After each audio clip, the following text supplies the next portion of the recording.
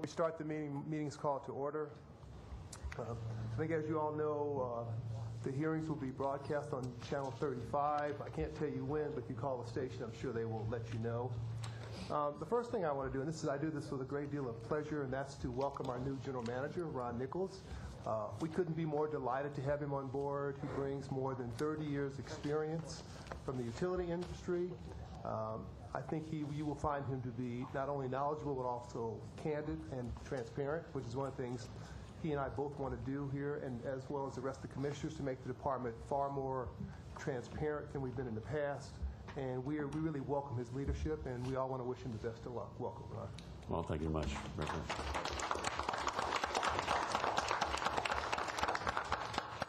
I also would like to congratulate the department on meeting the mayor's 20% renewable goal. That is an extraordinary accomplishment, particularly in tough economic times. Just to kind of put a little context and put this in perspective, what we have now done is the equivalent of removing 750 homes from the grid, preventing 2.5 million metric tons of CO2 emissions, or removing almost 500,000 cars from the road. Our current renewable mix now is 50% wind, 30% small hydro, 22% geothermal and biofuels, and 1% solar. We've also, perhaps most remarkably, we've reduced our carbon emissions to 22% below 1990 levels. We've done this through a combination of expanding our renewable mix, replacing old generators, and promoting energy efficiency. This is something I think the department and the entire city should be quite proud of. Lastly, I want to acknowledge and thank the senior staff for recent briefings we received on critical issues, once through cooling, which we all know is very critical to the department, IRP, which we'll be talking about today, our rate discussion, and the strat plan. And with that, I think I can move forward with the agenda, and we'll start with our briefing from our general manager and CEO. Thank you much, Mr. President. And I'm really pleased, President and Board, to be here today.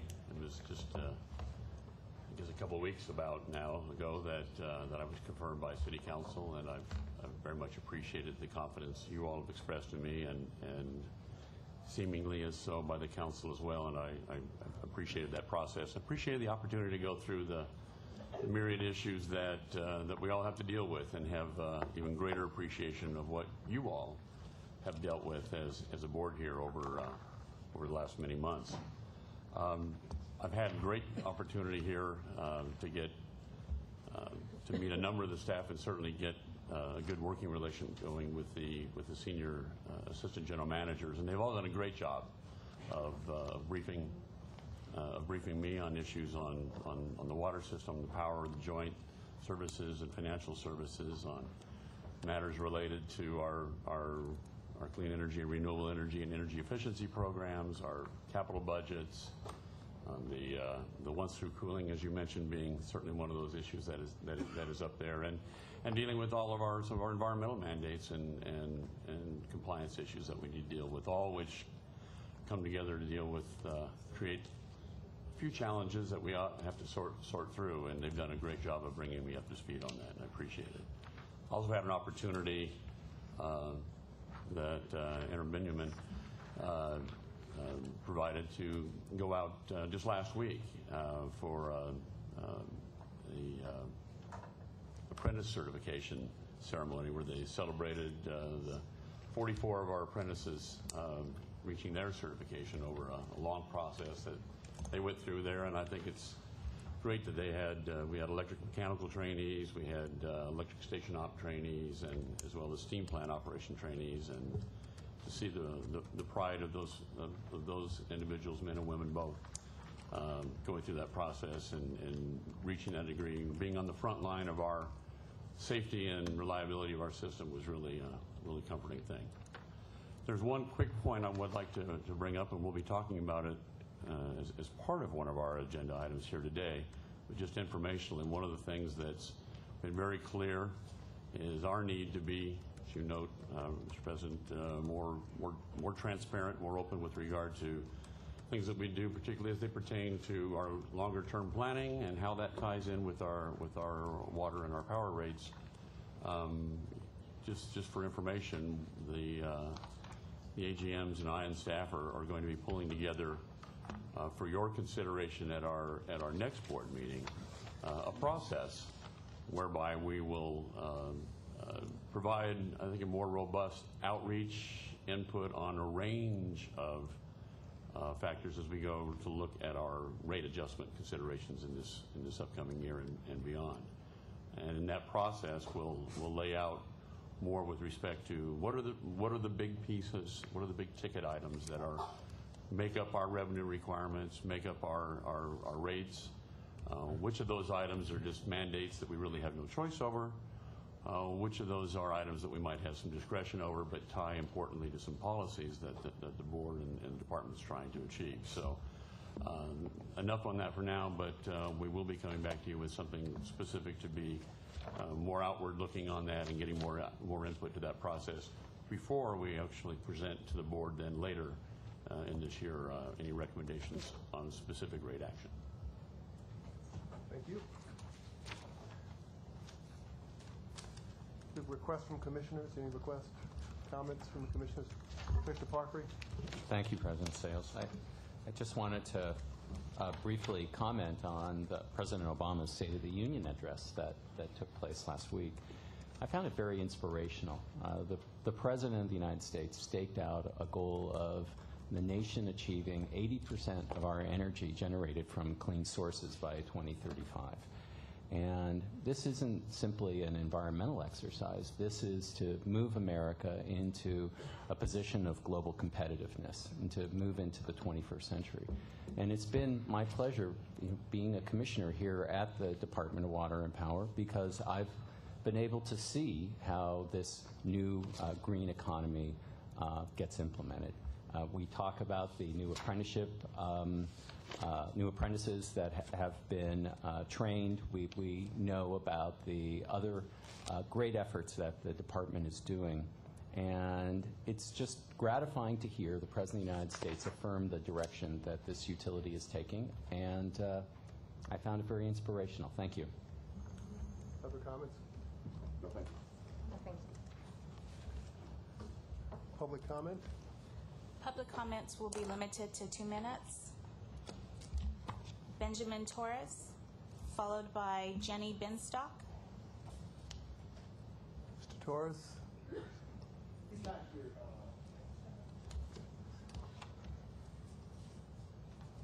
Good morning, Commissioner. We have a number of people who are speaking on the same matter, and we're wondering if we could line up and do the comments all at once. How many do we have? Let me check.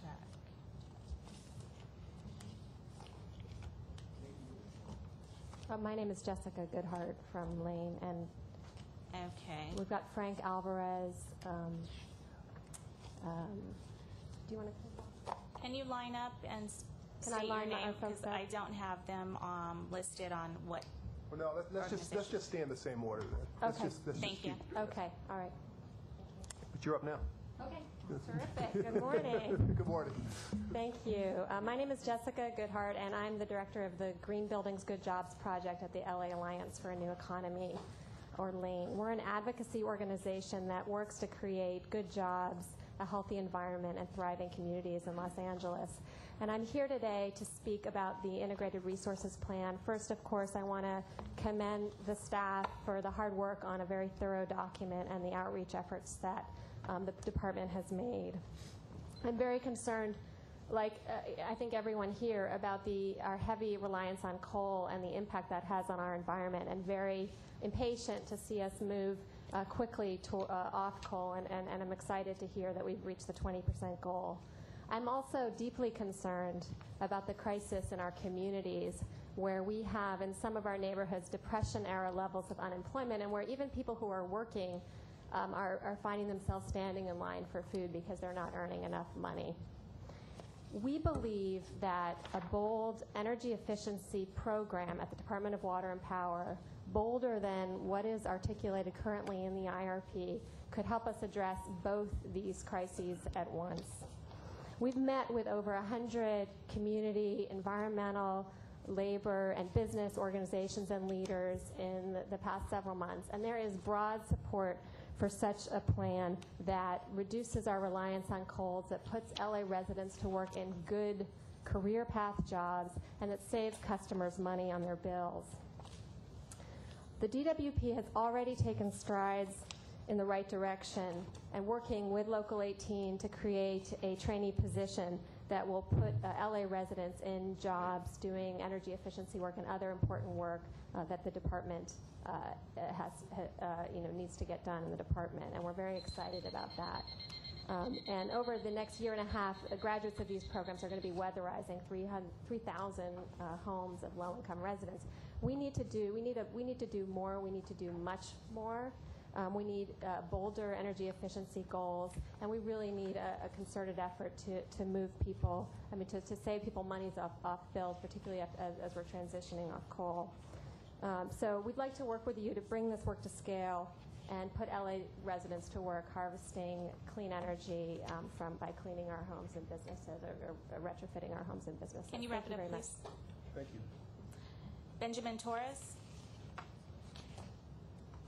followed by James Ralston. Mr. Ralston? And who's after Mr. Ralston? Tony Wilkinson. Tony's already closed. Thank you for this opportunity. My name is James Ralston. I live in Rancho Park, and I'm on the faculty at UCLA.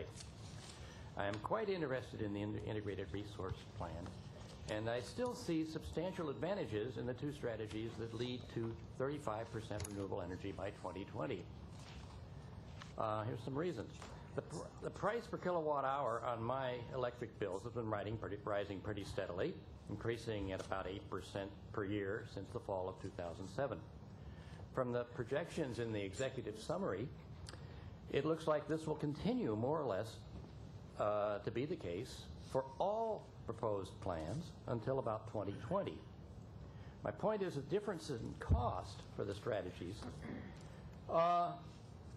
the differences are not very significant compared to this overall price increase. Secondly, as your executive summary points out, there's a lot of uncertainty in these projections, particularly with regard to the cost of natural gas and the effects of environmental regulation on the price of coal. These uncertainties can also erase the difference in cost between the strategies. In view of this, I believe it would be better to choose a plan that leads to the maximum reduction of greenhouse gas emissions. The plans that do that are the ones that lead to 35% renewable energy by 2020. It is very good that the DWP plans to stop getting power from the Navajo generating plant in 2014. It would be even better if it also stopped getting power from the Intermountain plant much sooner than 2027. In short, with a major emphasis on energy efficiency and more aggressive adoption of renewable power sources, it will be possible to do much more for the environment and the ratepayers than is proposed in the recommended plan. Thank you. Thank you. Mr. Wilkins? Who's up next? Christy Scarborough. Oh, I'm sorry. Followed, no, I'm Mr. sorry. Wilkerson, No, you're up. I'm sorry. followed by Christy Scarborough. I'm just putting someone in the on-deck circle. Hi, Tony Wilkinson, Chair of the Neighborhood Council Department of Water and Power Memorandum of Understanding Oversight Committee. I'll try and squeeze all my things in here so I don't have to do other cards. One of the things is, thank you very much, General Manager Nichols. It was a great opportunity for I and a couple of colleagues to meet with the General Manager earlier this month. And I've got to say, I'm really impressed with the General Manager's, as your board, policy approach to outreach and expanded public input in issues like rates. I think it's a wonderful, wonderful change. And of course, it's tremendous background. But also, I really think that this is a gentleman who has a bias for action, innovative, thoughtful action that he has to carry through himself. But I really think this is a new era at the department, and and I'm very hopeful and look forward to working with General Manager Nichols. On the consent agendas, item 27 and 28, I don't want to pull it off because that's my neighborhood, Woodman Avenue, but I do want to say since it is a great opportunity to leverage state money to increase recharge of our groundwater. This is one of the projects that we should thank the department for its creative approach to. And finally, on the management reports, there are updates on integrated resources plan and so on. I hope that if there are any updates that they can be shared online so that people can see those. And of course, I'm particularly interested in, as Commissioner Parfrey has now 2 months in a row asked, about we are all delighted that we've met this wonderful target, but we do have a certain unfunded balance in our energy costs, and that is not sustainable on an ongoing basis. So I really am interested in how we're going to approach that as soon as we can with the creative rate proposal. Thank you.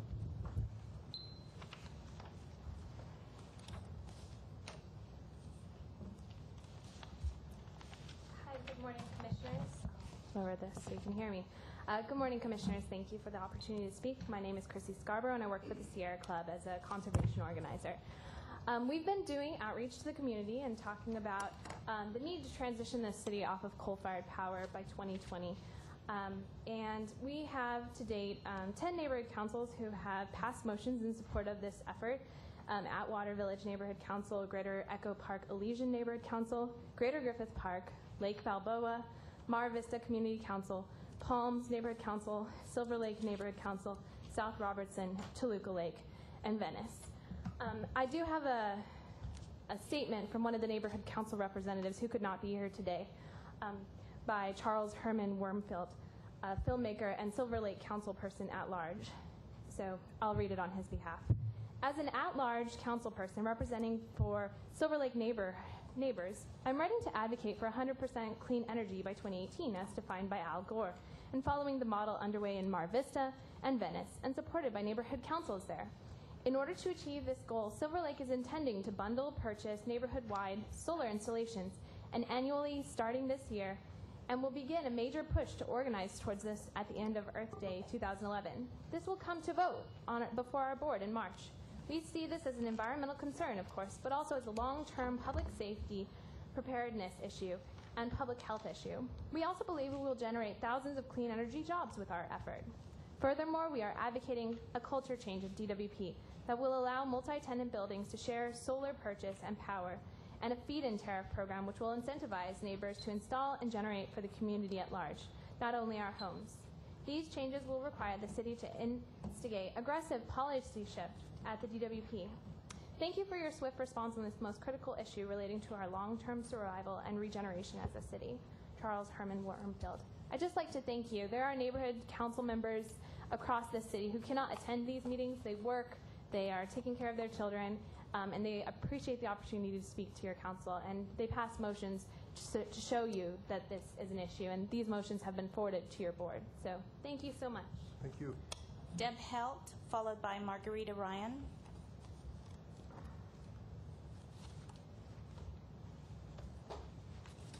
Good morning. My name is Deborah Helt, and I'm the Director of Programs at ICON CDC.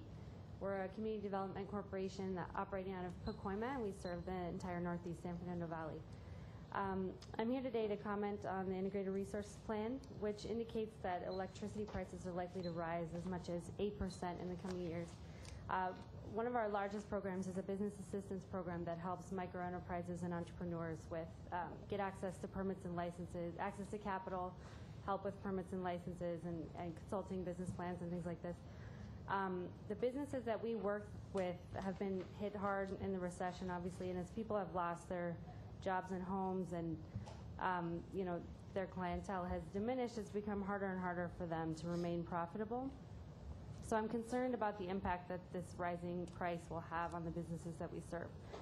Many of our clients use outdated heating and cooling systems that are expensive to operate, and if you can't provide a comfortable environment for clients, it further diminishes their profitability. So the DWP could help these businesses with an energy efficiency program that also puts members of our community to work.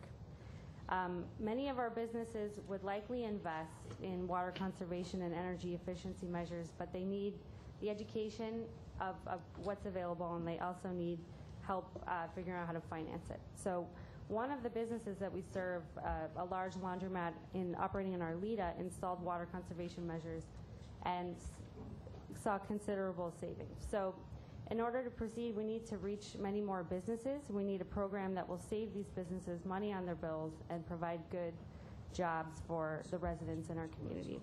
So an energy efficiency program that helps the businesses we serve and provides good jobs makes economic sense. Thanks for your time. Thank you.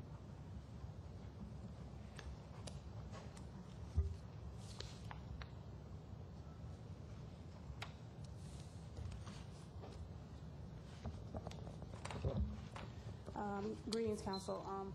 My name is Marquita Ryan, and I'm a community organizer with Scope Agenda, and we are an organization that helps to create job opportunities for South LA residents and also get them more electorally involved. One of the things that we've done, which we have a green retrofit bill that was passed in 2009, and we are now having it implemented with the advisory council at the mayor's office, and have graduated our first 40 students from the program. So today, I stand in support of an aggressive energy efficiency plan, which is what you're doing here. This program is a really powerful step toward ensuring that our communities, particularly South LA residents, can begin to benefit from a healthier environment, energy efficiency work, and the creation of jobs and training. So these are the type of opportunities we really need to see in our communities, that are training and work and jobs that have livable wages. So I just stand in, again, in support of the RP in the direction of an aggressive energy efficient plan. Thank you. Thank you. James Camera, followed by Candido Merez. James? John Camera. Mr. Cameron? I'm with the Van Nuys Neighborhood Council, and of course we had that big water main break today, so it took us a while to get here. But basically my main concern is, while coming here, it's a very difficult time getting adjusted to the parking, and like I said, my colleague and I have been bullied with the parking enforcement, so we just hope that it gets better. You know, it's the second time we've been turned away for parking, and I don't know what's going on down there, and you know, we can't get adequate parking, and we just hope that it turns around and it gets better. So basically we got to get out of here right after this and talk to the people, you know, in the Van Nuys regarding these breaks we've had well, this morning at 3 a.m. So we have a busy agenda right now. But anyhow, I thank you for letting me express myself to you, and I hope you understand our concerns. Thank you for doing Thank you.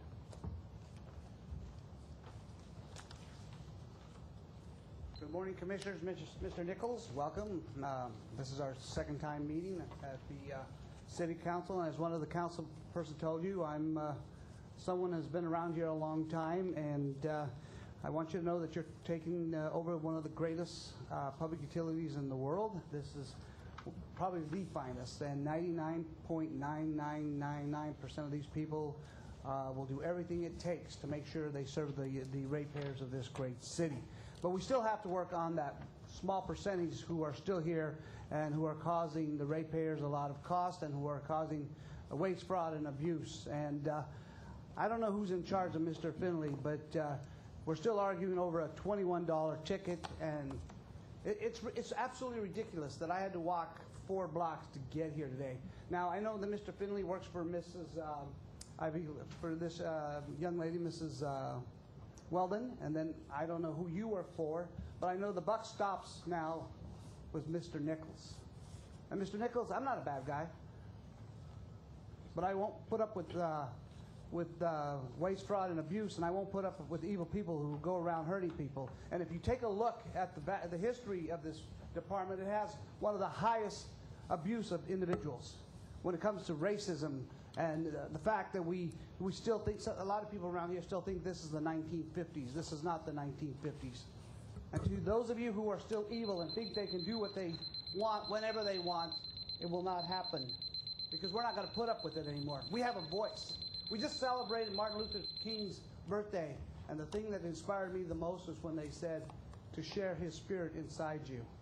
And that's what I intend to do, because I don't care how far I have to walk. I don't care if I have to crawl here.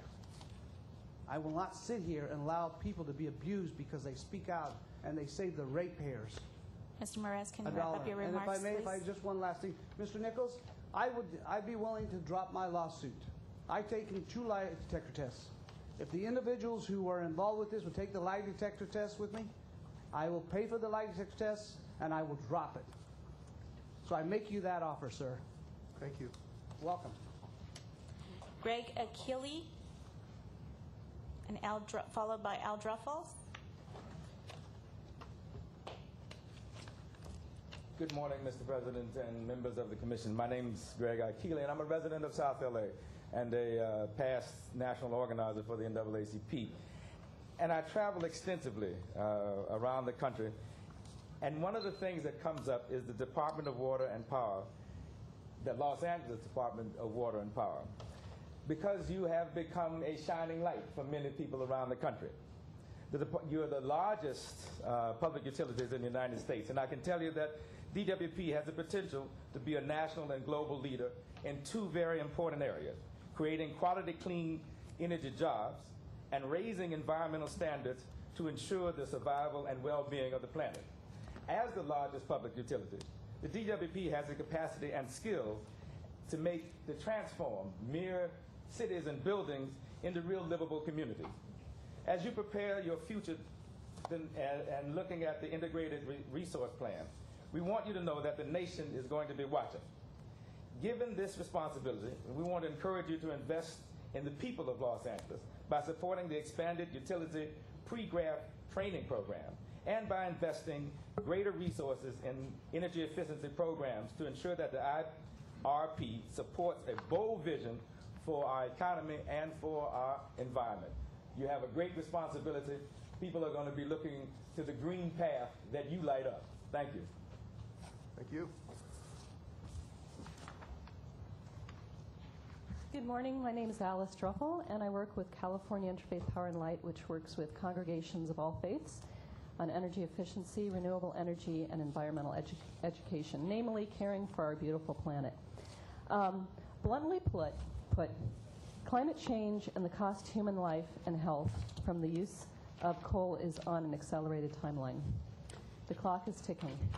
According to the South Coast Air Quality Management District, every year 5,200 people die prematurely just in the South Coast Basin. 980,000 days of work are lost, and there is a startling number of children's respiratory illnesses, all due to the use of dirty burning energy. The faith community applauds LADWP's goal of ending the Navajo generating station 5 years early. We recognize the good work and the good intentions of you, the commissioners, but your goals must not end there. 2027, the goal date of ending coal from Intermountain Power Project, is in complete contrast to the cost of human health and climate change. Basically, we're just not moving fast enough. Public health and the growing use of clean energy is supported by a growing number of clergy, especially in the Los Angeles area. There is support for the Sierra Club's and CIPL's campaigns, including clergy from Muslim, Christian, Jewish, Unitarian, and Catholic communities. We recognize that clean energy and a strong economy go hand in hand. So we urge the LADWP and you commissioners to use all of your intellectual and manpower resources to commit to an end of the use of coal by 2020. California Interfaith Power and Light and our accompanying clergy looks forward to being a partner with you in education, especially with rate paying in the school. Thank you very much. Thank you. Benjamin Cunningham, followed by Frank Alvarez. Mr. Cunningham?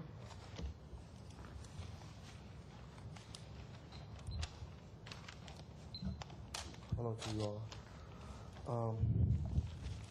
Hi, my name is Benjamin Cunningham, and I am a graduate of Green Corps.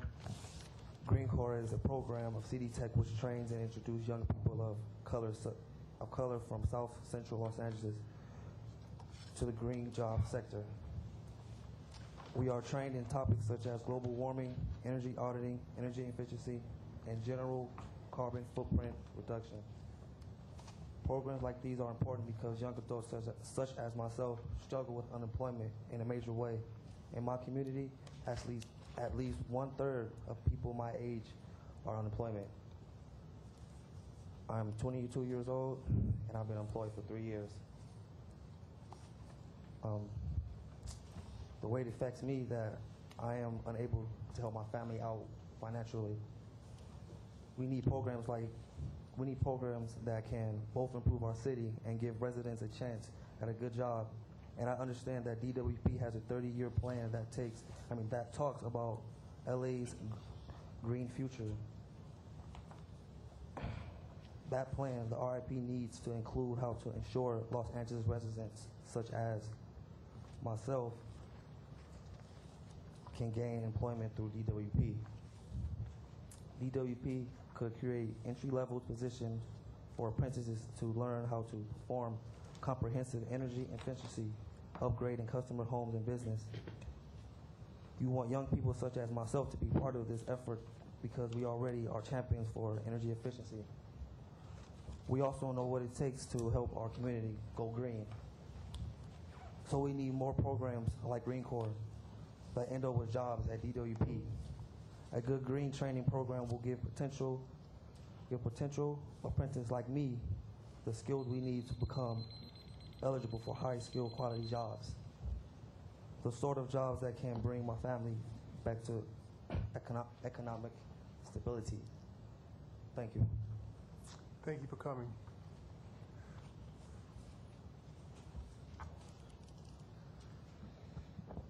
Good afternoon. My name is Frank Alvarez, and I work for La Causa Youth Build, which is a youth and community development organization that services the 14th district of the city of Los Angeles and the unincorporated areas of East Los Angeles. Now, what we do is we train young people from our community, very similar to the young man who just spoke, about pursuing a career, preparing them to pursue a career in construction and weatherization. And we all know what it's like with the economy right now. Construction is down, so these opportunities don't exist.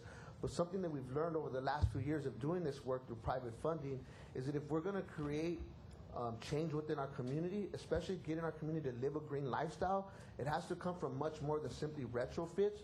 There needs to be community involvement. The training that the young people receive while they go through our program, it teaches them to live a green lifestyle. And when people from the community see them in their community making these changes, going through the training, doing this work, really changing the infrastructure of their community through their hands, then they see somebody from within the community doing it, and that goes to move forward with that lifestyle change that's needed.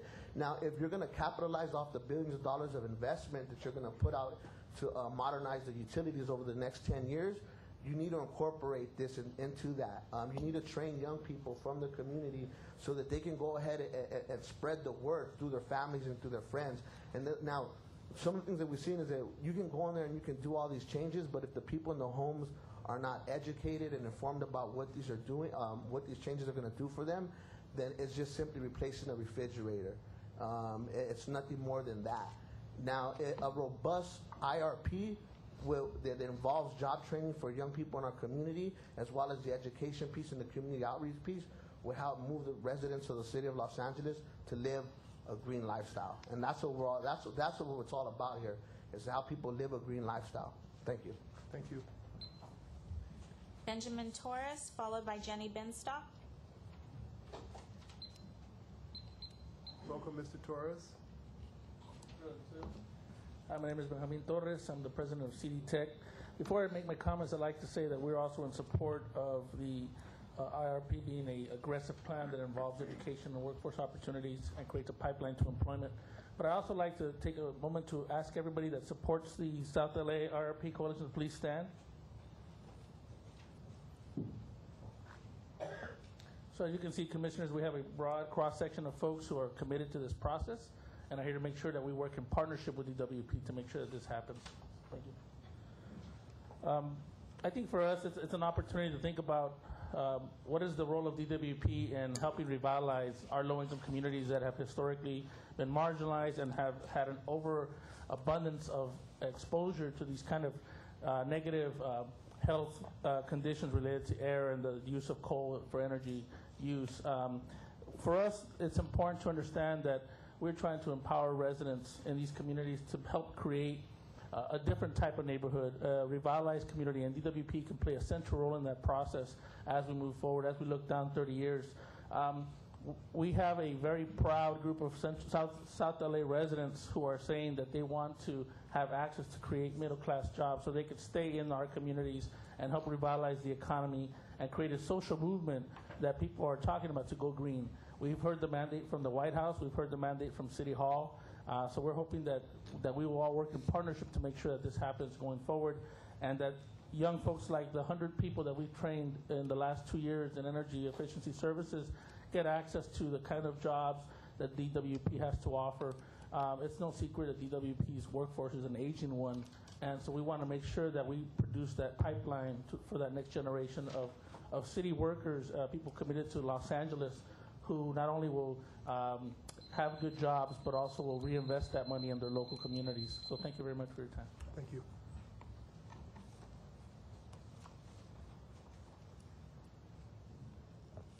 Hello. Hi. Excuse me. Hi, my name is Jenny Binstock. Thank you for having me. My work is a Southern California field organizer for Greenpeace USA. I work with a team of volunteers and partner organizations that spend their time every week talking to members of the public about the issue of coal in Los Angeles.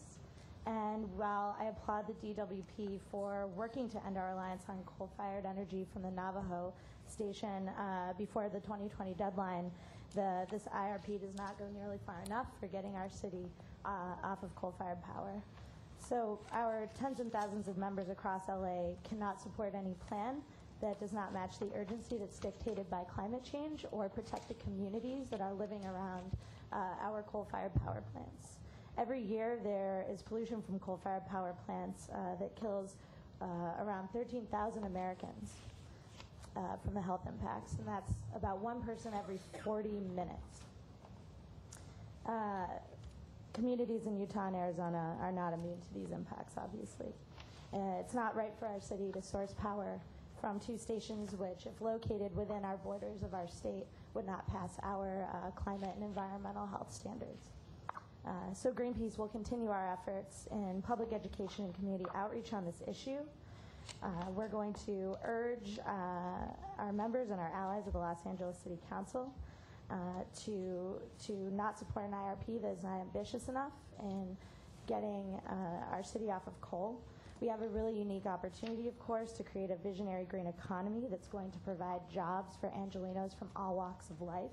And if there were stronger and more ambitious goals for investing in renewable energy and efficiency programs, then we could be supporting not only the planet, but the communities that live right here in Los Angeles. So we need to get LA off of coal by 2020, and we're hoping that we can work with you to do this. Thank you. Thank you. I have one more speaker. Jessica Goodhart, did you speak? Yes, I did. Okay, thank you. That's all of public comment. Oh, I'm sorry, Mr. Williams. Mr. Clyde Williams. Thank you. Dr. Clyde Williams, 4115 Barrett Road, El Sereno, Northeast LA. Welcome, Mr. Nichols. However, you have a very high pedestal to climb to. There's virtually no trust in DWP. Transparency, forget it. Timeliness, the DWP liaisons for the neighborhood councils are supposed to advise their neighborhood councils regarding rates. However, when we have 3 days notice of rate changes, and that includes the ECAF, because ECAF is nothing more than a rate change in small pieces that are much more digestible, I guess. So we have a problem that might say we have to see where you're going to put the money, where your mouth is. So we're quite concerned about this. Once a DWP general counsel said timeliness is defined by DWP, not by the neighborhood councils. So 3 days notice? Okay. Timeliness, trust, transparency. The consent calendar. a very long one. So when was it committee? When were they considered in committees? We don't know, because we seldom get notified of the committee meetings. So we're waiting to see what happens, but we're not very confident in what will happen. Thank you. Thank you, Ms. Williams. Does that conclude? That concludes public comment. I do have an announcement regarding item 21. There's a technical correction. The term of the agreement is 10 years and not 6 years.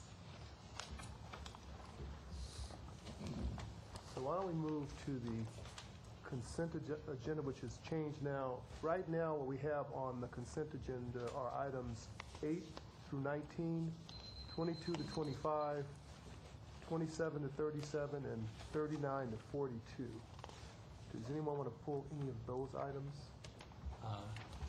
Yes, Mr. President. I'd like to pull the following ones, and I don't know if they're on your list or not already. 7, 15, 27, 28, and 36.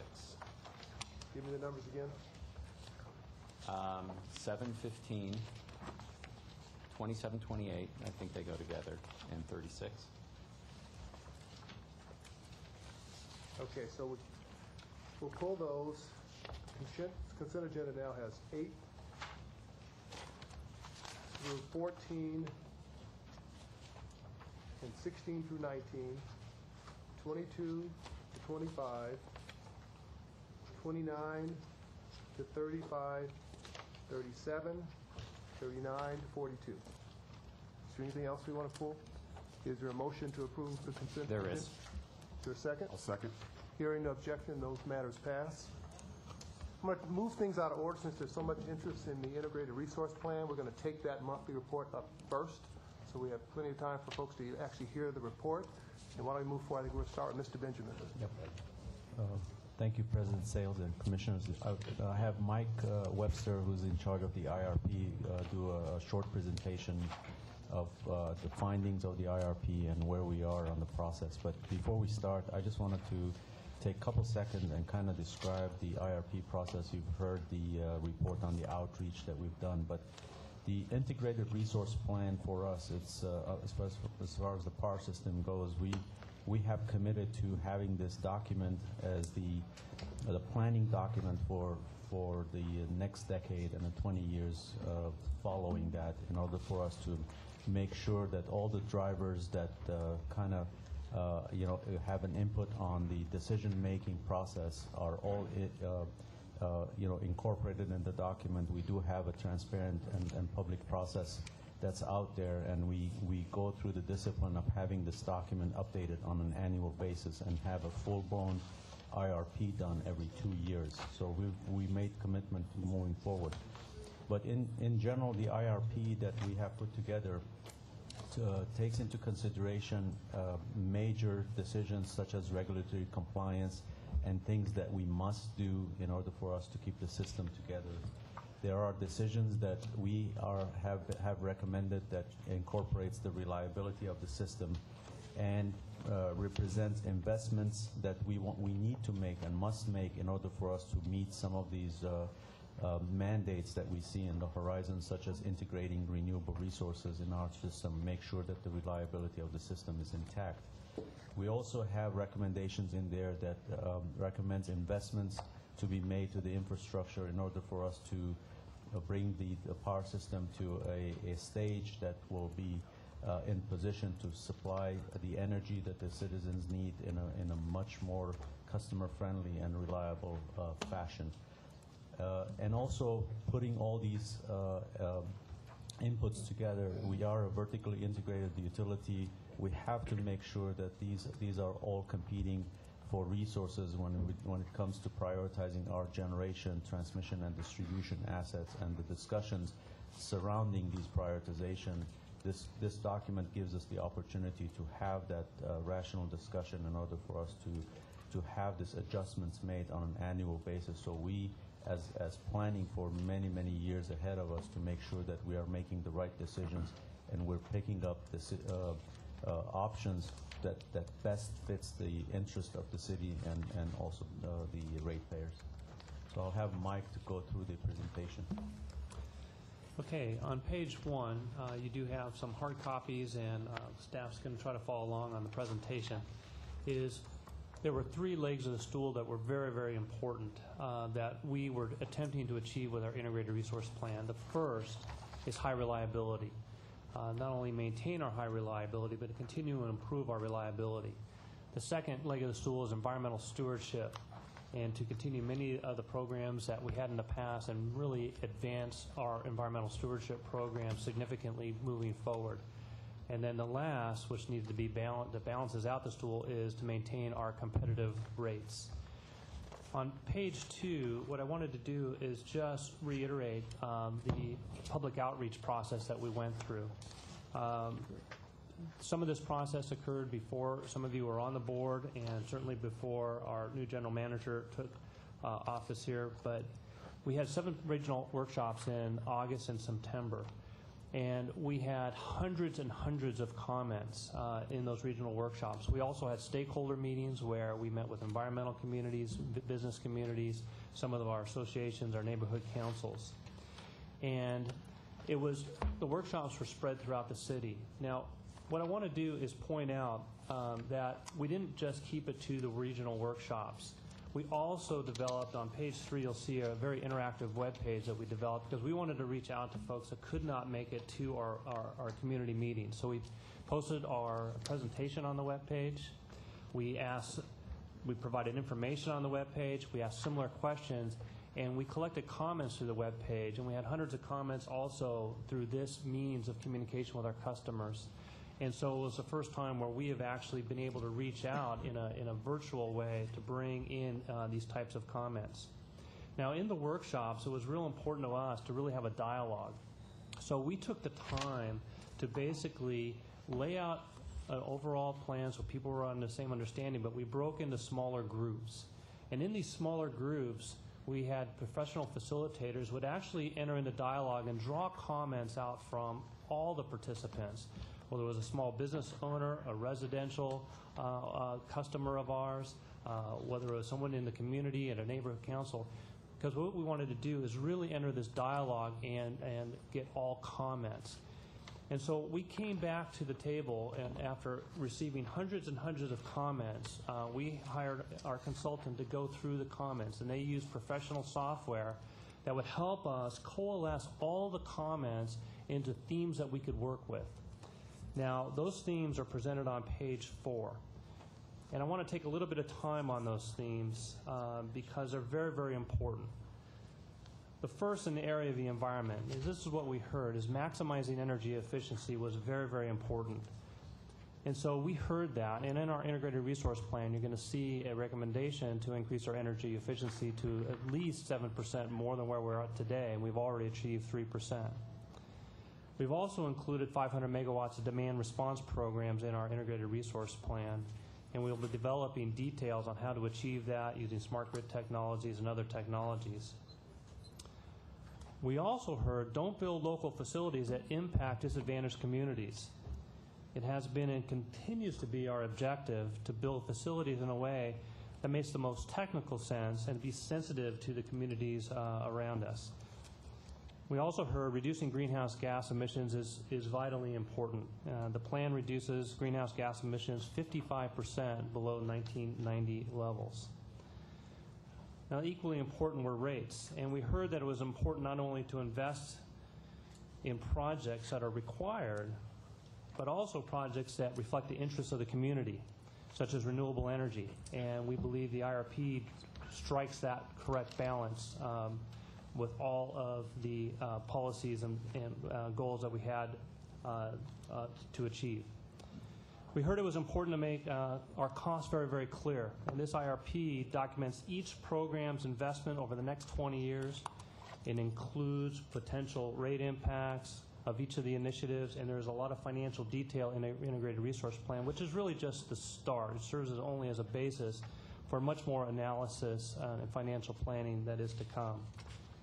And we have heard avoid adverse rate impacts on vulnerable communities. And DWP wants to focus our energy efficiency outreach to low-income communities, to lessen and eliminate the effects of rate increases.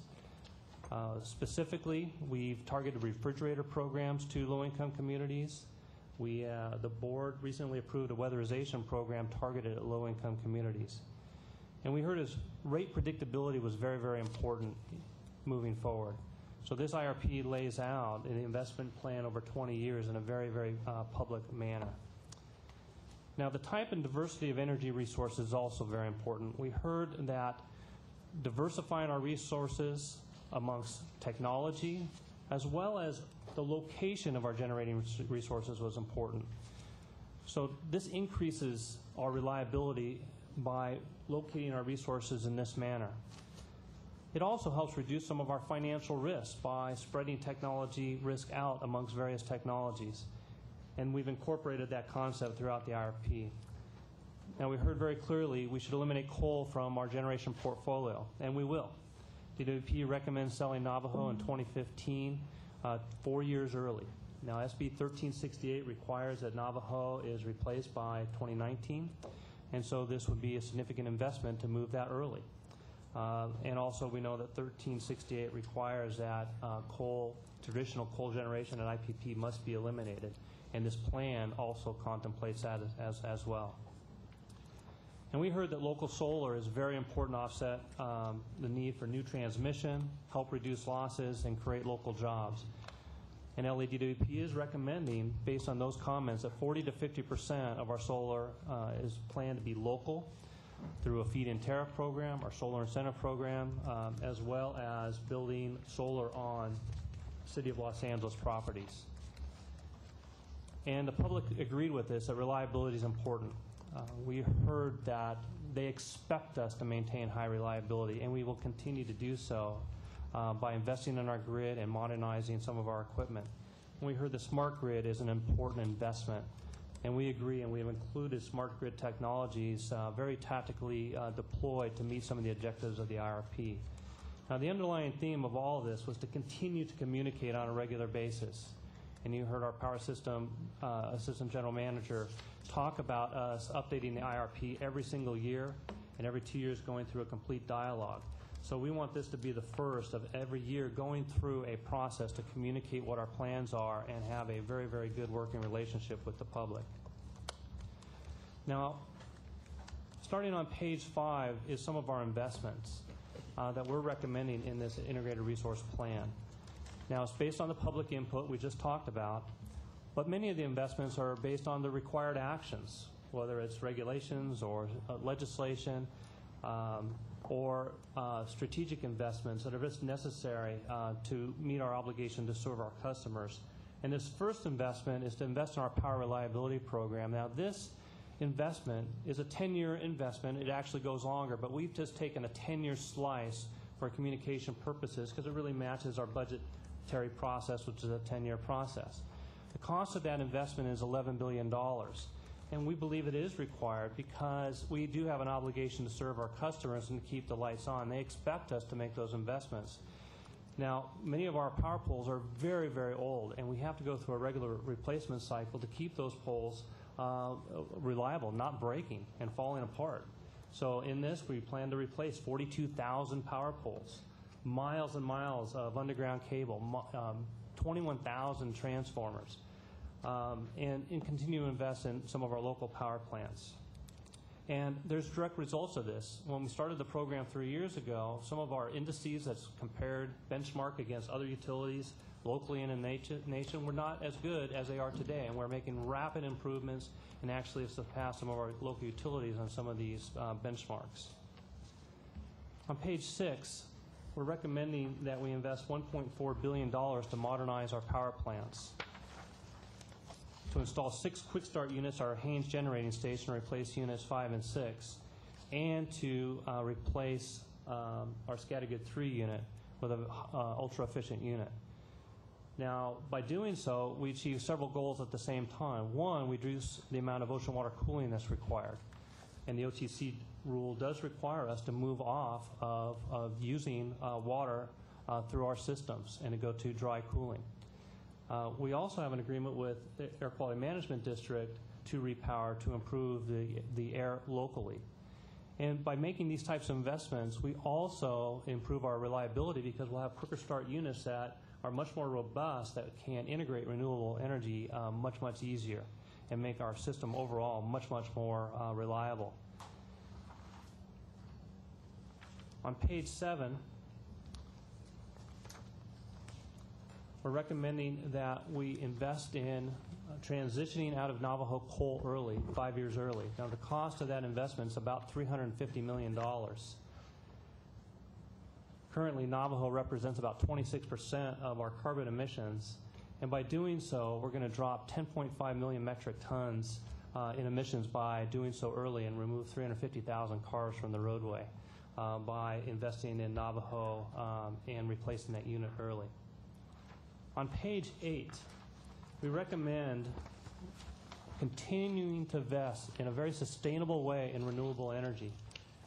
Over the next 10 years, investing $7 billion to move us from a 20% in actual delivered energy to 33% by 2020.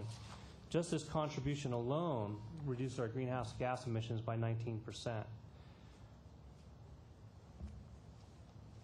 Now, the next page is a slide we're very proud of. It really shows the progress. As a utility, in 2003, we were last at 3%. And by having this board set a policy and a goal for us to achieve 20% by 2020, it mobilized the entire Department of Water and Power and all teams working together to make significant progress to move from 3% to 20%.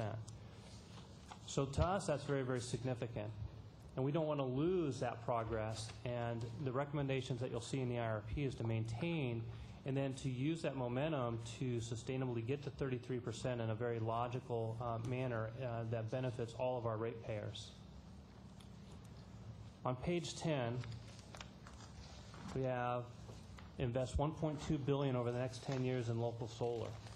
Now, local solar is important on a variety of fronts. On one front, it doesn't use our transmission grid. It's local, right next to where the load is, and it actually supports our distribution system. Also, it supports our regional diversification. So we don't want all the solar in one place. We want to diversify it, so if there is cloud cover or any environmental situations that occur, we maintain higher reliability. So we're recommending 40 to 50% of our solar in the Integrated Resource Plan be local through a variety of programs. One is the feed-in tariff program, which is in the works right now, to continue to put solar on city properties, and lastly, to continue to fund our solar incentive program. On page 11, we're recommending continuing to invest in energy efficiency. Is that under AB 2021, we are required to set a goal, and this board has set a goal to reach 10% by 2016. And this Integrated Resource Plan has a definitive strategy to get to 10% by 2016. Now, we've achieved 3% already, and so it's an additional 7% investment moving forward on energy efficiency. And then on page 12 is to invest in smart grid technologies, $1 billion. Now, investing in smart grid technologies actually is very important for some of the other investments. Number one, it actually helps our energy efficiency program. So with smart grid technologies, it actually helps us achieve that 10% goal that we've set out. It also helps us achieve demand response programs. So it helps us remove the need to build new power plants. It also helps us, DWP, improve our system. We use a lot of energy ourselves just trying to get energy from the generator to the customer. So if we can deploy smart grid technology to help our energy efficiency, that also delays the building of new power plants and eliminates the need for emissions and greenhouse gas emissions down the road. And so the point we wanted to make also in an integrated resource plan is that it's truly integrated, is that all of the recommendations are tied together, that we can't do renewables without also investing in local power plants to back those power plants up. We can't do demand response program without also investing in smart grid technology. So it is truly integrated where each piece affects all the other pieces together. Now, in summary, these are big investments. But let me point out that it will make Los Angeles a better place and our environment a better place by making these investments. First, it invests in reliability by replacing the aging infrastructure, modernizing our plants that will run more reliably in a more flexible manner to support the grid, and by making smart grid investments. It reduces our ocean water cooling by 56% by 2020 through these plant modernizations. And it supports the environment by reducing pollution through using clean renewable energy and clean modern power plants.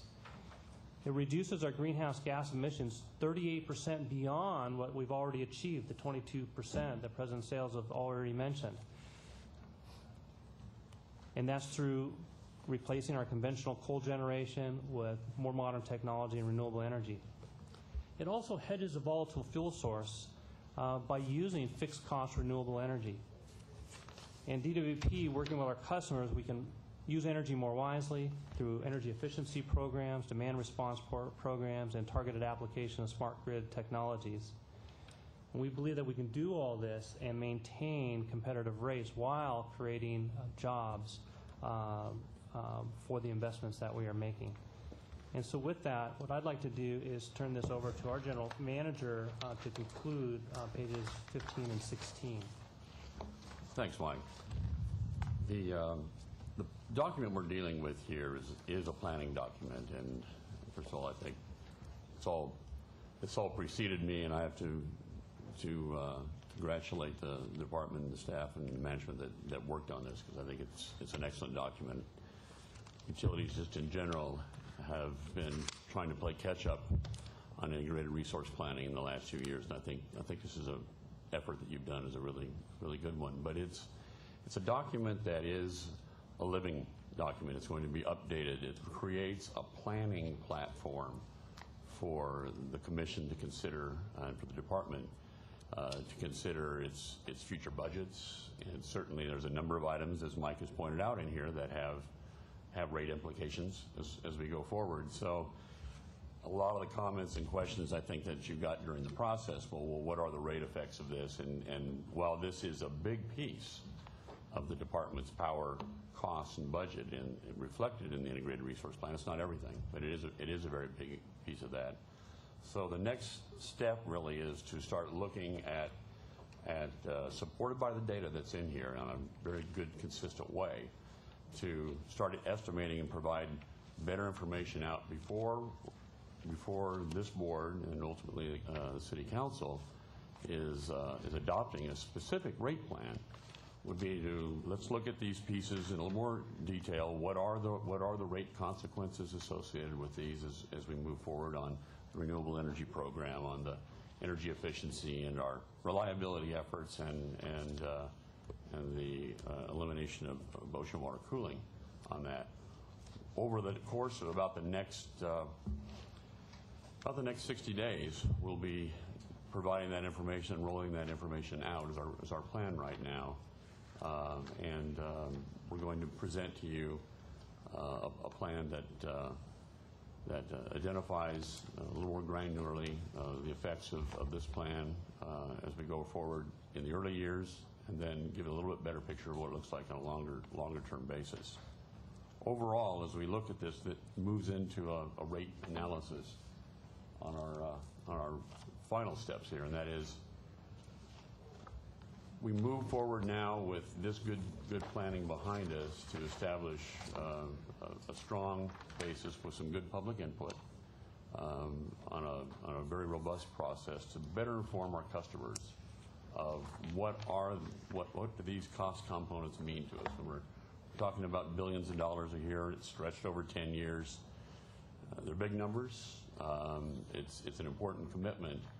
We want to be able to bring forward to you what does that mean more on a year-by-year basis, and particularly in the earlier parts of this plan, and make sure through that process as we look at these cost components, we still maintain our low-cost competitiveness in our electric rates, our power rates, and through that process give a better view on a multi-year basis, better predictability of what those rates are going to be. So businesses and the residential community can plan around that, understand how this ties in with some of these important IRP goals.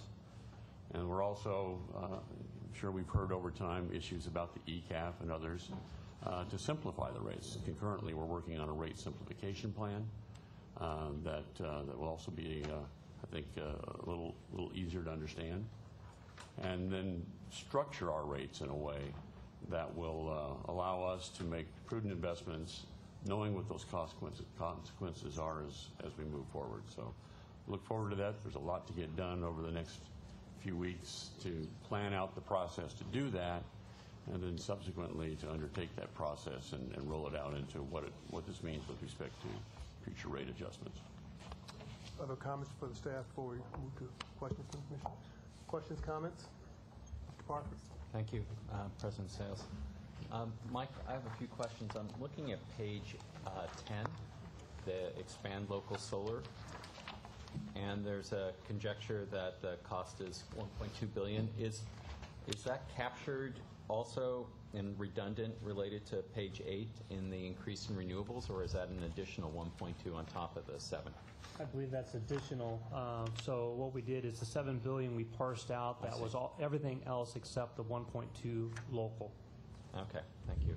And the other chart that I think would be helpful in the future when we're communicating, I'm looking on page 9, and we were talking about having competitive rates, and I know some of the other local municipal utilities aren't listed here. And I think it would be really helpful for the public to understand that Pasadena, Glendale, Burbank, their RPS is hovering around 10% right now. And for those local utilities to get to 33% is going to have a significant rate impact in those municipalities. And so I think it would be helpful when we talk about competitiveness to not just show us versus the IOUs, but with the other SCAPA partners. And then my last piece is just to probe a little bit on the energy efficiency, and it strikes me that it's still it's aggressive, it's great, it's a lot of money, and yet couldn't we be doing more? Because this is a way that the public actually can save money, is by implementing energy efficiency measures in their own homes. Businesses can save money by implementing energy efficiency measures. Is this the starting point, or is this the end point as the department envisions the energy efficiency programs?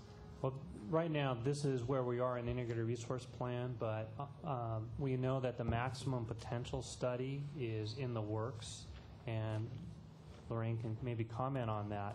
But that will be additional input into us as we look at future integrated resource plans to determine if we can adjust based on that outside look on what we can achieve economically for energy efficiency.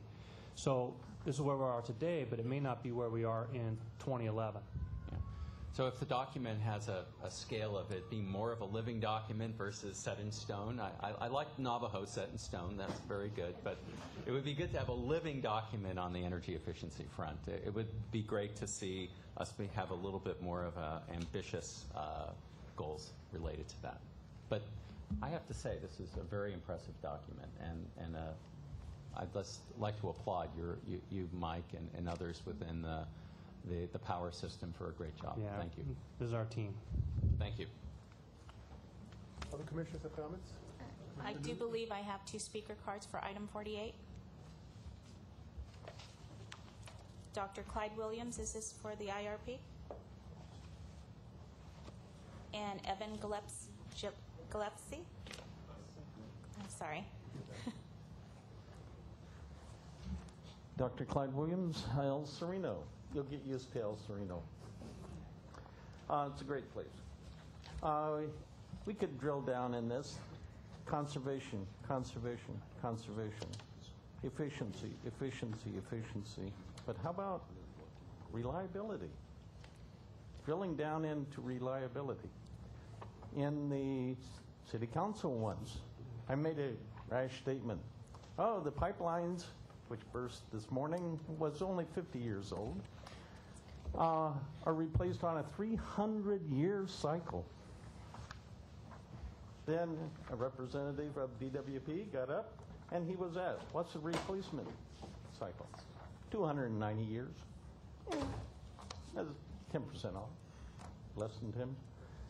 So reliability will eventually come to the power side also. Quoting numbers in one of the largest utility districts in the United States, quoting miles is nothing. Make it in years replaced, because the one that broke this morning was 50 years old. It's only 50 years old. We have a lot. The other one is rising up. Whatever happened to Huron and the strategic plan for all of DWP? A lot of money was thrown at it. A lot of time was thrown at it. Whatever happened to it? How can you have an IRP or an urban water supply system when you don't even have a strategic plan for the corporation called the Department of Water and Power? Thank you. Thank you.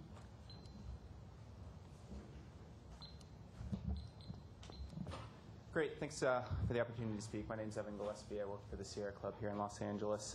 And I really appreciate all the comments that folks made today. I was really extraordinarily impressed by all the points that were brought up. And so I'm going to try my best not to repeat any of them, but I thought Mr. Torres' point about the need for a landing spot after folks go through a utility pre-craft training program, that the utility really build out its energy efficiency program so we can create green jobs and create this career ladder for folks in low-income communities of color was particularly important. And I want to just note that the Sierra Club is 100% on board or in support of building out that program and making it as ambitious as possible.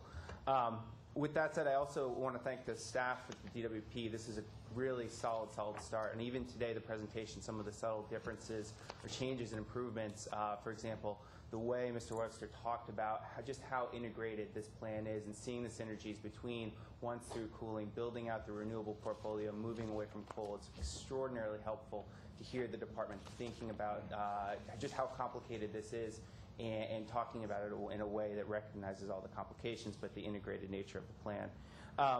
As far as the plan itself, it's a great start. We're thrilled that you're moving away from the Navajo generating station. We deeply, deeply appreciate that. We're also glad to see that there's a feed-in tariff included, and we're glad to see that there's a commitment to energy efficiency. On all of those points, we do think, we're glad to hear that this is an ongoing document. It's a living document because we do think that there are improvements that can be made. For one, we'd love to see the feed-in tariff moved up in its timeline so we can get the 150 megawatts up and on roofs across LA a little bit sooner. We're encouraged by the comments the department's made around moving away from coal. We'd like to see a commitment, obviously, by 2020, and so we're going to continue to work with you on that. And then lastly, on the energy efficiency piece, there are a lot of states around the country that have set targets of 20% by 2020. Arizona, in fact, just set a 22% standard. So we'd love to see, we're excited for the maximum potential study. We want to see what you guys can do there, but we'd encourage you to move aggressively on the energy efficiency piece. So thanks for your time. We have one more speaker, Don Jones.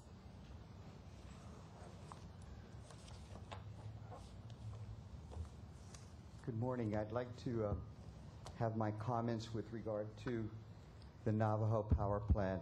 My observation on this is that while the department will be escaping the liability for 10.5 million tons of carbon dioxide equivalent, they will in fact sell the facility and someone else will take that burden. So it is not as though the global environment is losing that amount of pollution. It's just being sold to someone else. With that in mind, one of the consequences of this will be the impact on the Navajo Nation itself, which has already been severely impacted by the loss of revenue by the closure of the Mojave power plant. The closure of the sale of the Navajo plant will have an impact economically on the tribe's fortunes as well. I ask, therefore, that the board consider some kind of an operative agreement with the Navajo Nation to allow for programs like energy savings, renewable development, alternative energy schemes to be replicated there so that they're not losing the benefit of the past economic relationship with the department while the department seeks to go forward in its new paradigm. Thank you very much for your attention. Questions, comments from the commissioners? Not at this time, thank you. Mr. Noonan? Thank you. The department has indulged me since I began serving on this board. But one thing that I would like more information on is the materials that are going to be used to realize the replacement in infrastructure. As I'm sure many of you read in the Wall Street Journal a few days ago, there was a major explosion in Philadelphia, and there's information again stating that I've heard often that plastic piping, in addition to being more cost effective, is actually safer than steel or iron cast. So I would be interested to see how the department's going to go about that assessment, not only from a reliability standpoint, but also from a cost standpoint. And I would like to have some kind of outreach done with the private sector to be able to get a really, really even, fair, unbiased opinion as to where we should invest our money in. Okay. Thank you. And then one more question. As I go through these materials, sometimes it's so painful to see these contracts going out of state, and I realize that these contracts, there's been bidding processes, and that a lot of times the work's very sophisticated. But since we're trying to create more businesses in Los Angeles, what are we going to do as a department to try and get more contracts signed with LA-based companies? And is there going to be, a bias or prejudice for that? The answer is yes. There will be a bias and prejudice. There's a business inclusion document that's coming before the board fairly soon. We'll talk about it. Okay, great. Other comments on the IRP? If you turn to page 4 of the report, where you have the 4 different buckets, all of which are important. When you went through this process, did you ever weigh one bucket against the other? Did you pose a question to people as to whether or not, for example, they want how you weigh expanding local solar versus minimizing impacts on rates? Did they ever kind of trade one off against the other in these discussions? Well, what we did to try to foster discussions is by getting all the comments out. We did have participants kind of pick the 3 or 4 most important to them. It was not a statistical survey, but what it did is it helped focus each of the smaller groups into what was important for that group, which then was brought back to the larger group for dialogue, and was really a way of fostering a dialogue. But there's no statistical analysis that says reliability is more important than something else. These were all the comments and themes that emerged from all the participants that work with us, both in the workshops as well as online. And is it fair to say that these comments reflect the views of large business owners, small business owners, residential customers, who would cover the entire spectrum of our ratepayer base? Yes, and that was included in the workshops. We had participants from all of those categories, and we had smaller stakeholder workshops where we met with environmental communities, small business owners, neighborhood councils, to make sure they could participate in this process. Other questions from the staff or commissioner? Once again, Mike, you did a wonderful job on this. It's a great beginning. I think it's, as Mr. Nichols said, this will be an ongoing process. We will do this every year. So it will be a living document as circumstances change, but this is a good beginning. And thank you so much. All right, thank you. I'm going to take one other item out of order. I'm going to take the water plan. The monthly report, Jim. I don't know who's reporting on this. And Tom Erb will be presenting our urban water management plan. This is similar to the IRP. It's a long-term planning document. I think one of the main differences I wanted to point out is kind of a procedural. We're getting ready to start our outreach. You just heard the results of outreach that the power system has done. We're going to be beginning a series of public meetings this week, and we wanted the board to at least be presented with the basic concepts that we'll be talking to the public about, and then we'll be bringing the final report with the public comment back to you for approval later. And I'm assuming there was some learning from the IRP process we've incorporated into the water planning process? Yes, I think Power System has been complimented widely for their outreach efforts, and we're going to try to model ourselves after that. Good morning. I'm Tom Erb, the Director of Water Resources. We actually, about a year ago, we went out with public workshops telling the community that we were going to be preparing the update to the Urban Water Management Plan and asking for their input. We got quite a bit of input that's helped us over the last year as we prepared the plan. The Urban Water Management Plan is a document that we prepare every 5 years, and it's actually a resource document for us on water resources, but it is a state requirement that every major water utility has to prepare this document, and there's quite a number of guidelines that the state requires to be addressed within the document. You know the major sources of water that we have for Los Angeles. We have local groundwater and recycling here. We increasingly view conservation as a resource. And then, of course, we have our imported water, primarily from the Eastern Sierra, but also from Northern California and the Colorado River.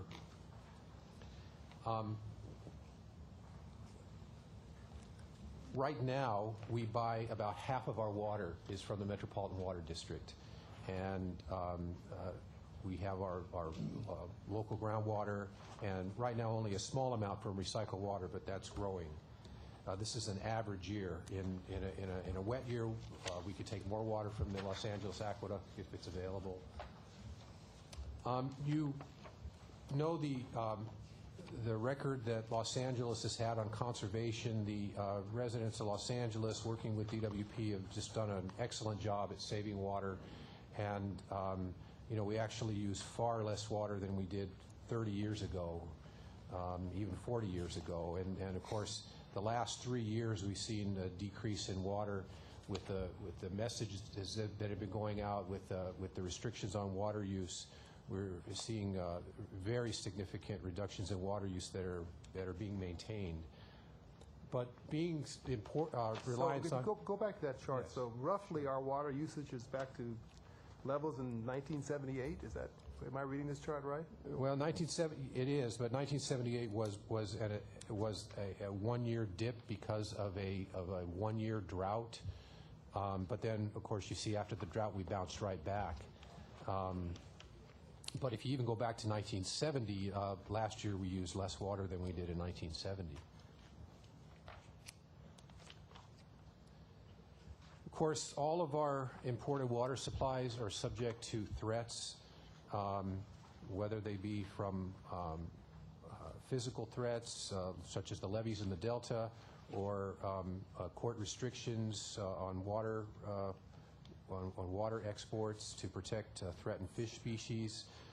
Locally, we have contamination of groundwater, and of course, climate change impacts are something that we have taken a look at in this plan in a more substantial way than previous plans.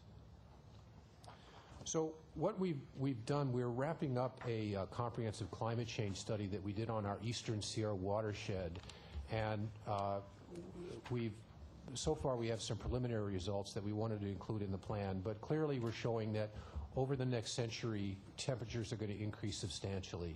And we're not going to see a significant impact in the next third of the century, which is over the life of this plan. But after that, the estimates are we are going to see some reduction in water use because of the increased temperature. So this is something that we're going to have to be taking a much more careful look as we go forward. Relying on snow for a significant portion of water, not only for Los Angeles, but all of California. Climate change is something that is going to require a lot of attention. So what the plan projects is the plan, working carefully with SCAG and other agencies, the population of Los Angeles projected to increase about 400,000 people by 2035. And this is slightly greater than the projection that we had 5 years ago. What we did in preparation of this plan is we developed a new forecast model. We have a much more sophisticated model to help us forecast water demand with a whole lot of variables that we we can plug into the model not just population, but also employment issues, the price of water, adjustments for conservation, for water shortages, the economy, and so that has helped us, I think, improve our forecasting. What we've seen between this plan and the plan that we did 5 years ago is a significant reduction in our water demands going forward, and I can illustrate that on the next chart. That shows this is the demand that we've had, in the last few decades, the actual water use. This is the forecast that we had in the 2005 Urban Water Management Plan, the purple line at the top of the chart. But in this plan, we're now projecting that the water demand is going to be significantly less than what it was 5 years ago. So this is very good news for helping us improve our local water supply and reducing our reliance on imported water. And what's driving that reduction in demand? It is really our customers that are, and many they're using the programs that we have, the increase that we have for conservation. We have restrictions on water use now that have been widely adopted by residents of the city. If you look at the chart, you see that in the water shortage started in the late 80s and the 90s, we saw a significant decrease in water use, and then what we saw is we saw an adoption of water efficiency measures that continued. Water didn't just jump right up like it did in that earlier drought that we talked about in 1978. So we're projecting that this time we think that the conservation and the change in water awareness, we're going to see a significant increase. And of course, we've increased our programs to help our customers achieve greater water use efficiency. Are there one or two programs that happened in '06 perhaps that caused the sharp drop that you see there, '06, '07-ish? Well, we do give incentives for the next generation of plumbing fixtures, and so when water shortage was becoming more acute, we really increased our message on that. So we've continued to offer conservation incentives that have a good level of participation that have helped. But it's really I think repeated awareness of the need to conserve and the need to use water efficiently. So what we're projecting over the next 25 years is we're projecting 64,000 acre-feet of additional conservation. Now, this is what we're calling permanent measurable conservation. This is not behavioral. This is what we can count from hardware devices and turf removal and things that we can actually measure. And so this is very significant, what we're seeing, or what we're projecting in the next 25 years.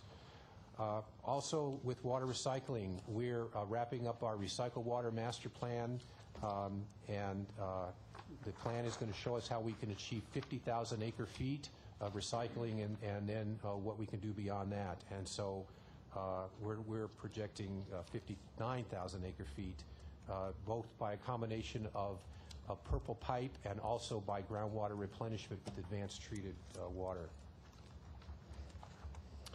Stormwater capture is something that we're having more awareness on and more programs. We're projecting increased water supply due to stormwater capture. This is an area that we need a lot more study on. We're going to be putting out an RFP any day now and prepare a stormwater capture master plan. We really need to have a better idea of what the potential is in the city of Los Angeles and what are the methods that we can use and what's the cost for the different alternatives to capture more stormwater. And groundwater cleanup is really essential. We need to restore our groundwater supplies in the San Fernando Valley. Water transfers is a component of our plan going forward. Right now there's a construction going on of a connection between the Los Angeles Aqueduct and the State Water Project that will allow us to take advantage of water transfers that can both increase our operational flexibility and also save money. So the plan also looks at other water supplies. A question that we get quite often is about what about ocean desalination? And right now we're not projecting ocean desalination to be a supply to Los Angeles. It is the most expensive option. It has significant environmental concerns. So it's something that we'll monitor, but it's not something that we're projecting as a new supply at this time.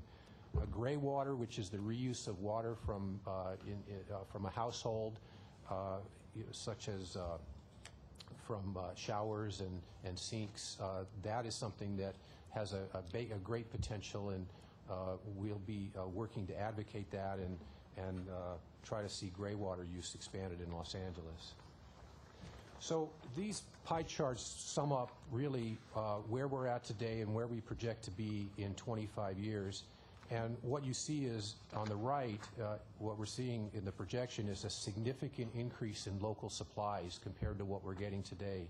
And really significantly is the plan forecast reducing our purchased water supplies by half. And that's really substantial, not only for our reliability, but also for cost to the customer. So we're going out with some public workshops to present this information, to hear feedback from the public, to see if we've incorporated the concerns in the plan, if there's something that we missed. We have our first meeting is later this week, and we have another meeting next week. And then we want to wrap up the plan and then bring it back to your board for adoption, we think in May, before we submit it to the state. So that's just a quick overview. Other comments from the staff, commissioners? Questions, comments? Mr. Parker? You're smiling? Smiling. I like this very much, Tom. Thank you. So we're going to buy half the amount of water that from Met that we're currently buying? That's the projection. If we can meet all the goals that I outlined in the plan, we should be able, and this is in an average year, we should be able to reduce our... So in 2010, what's the savings? What would that be in 2010 dollars? Well, right now we spend about just less than $200 million a year on purchased water. So, you know, if you take today's dollars, we're talking about close to $100 million. It might be helpful if you could show the average cost per water source in a future chart. Okay, sure. We have that information in the plan. I just didn't put it in the presentation. Commissioner Noonan? Thank you. I'm curious as to what efforts are being made now by the department to gain greater alliances with commercial and civic entities to conserve water. I know that the convention center worked very well with DWP to put in water-free urinals. And just because I served on that commission at that time, I was very impressed by the statistics. One water-free urinal saves up to 40,000 gallons of fresh water every year. And I was shocked when I heard just a couple days ago that the LAX airport that's undergoing a retrofit is not considering implementing that kind of water conservation gesture. So I don't know if we've been in discussions with them and how that works, but obviously for a place like LAX, not only is it I think important for the department and the city to really exemplify these kind of resource-saving measures, but you would think that with a project like that, we would be showing them Staples, the convention center, and how not only has it saved those entities money, but it's also doing the right thing for our environment. I can't speak specifically to what we work with the airport, but we do work very closely with major customers, and like I say, we have incentives, we have a technical assistance program. There's a number of programs that large customers who use a lot of water are, they pay a lot of attention to that. And so, I'll talk to our director of water and energy efficiency and make sure that we can follow up with the airports. Okay, thank you. And let Commissioner Noonan know what comes out of that discussion. Okay, sure. Thank you. Other questions from commissioners? Okay. All right, I think we'll go back to the regular agenda now. We do have one speaker on this item. I'm sorry. Yes, one speaker on Dr. the water Clyde plant. Williams. El Sereno. Pride of place. 30 years ago, found it, said this is the place. Clyde Williams, El Sereno. It would be nice in the one of the reasons why I brought up timeliness is that it would be nice to have these in a timely manner so that we can make good comments rather than checking numbers and saying, this graph doesn't agree with the tables. You know, drilling down. Now, let's go up. One of the central issues is that, let's say, 600,000 acre-feet of water a year. How much goes to Hyperion and the treatment plants? Half. Less than 60% of the water goes to the sewer. Where did the rest of it go? Evaporation. Okay. We try to keep our lawns green, green, green, green, green. There's a great deal of potential for outdoor conservation, but it's not really reflected.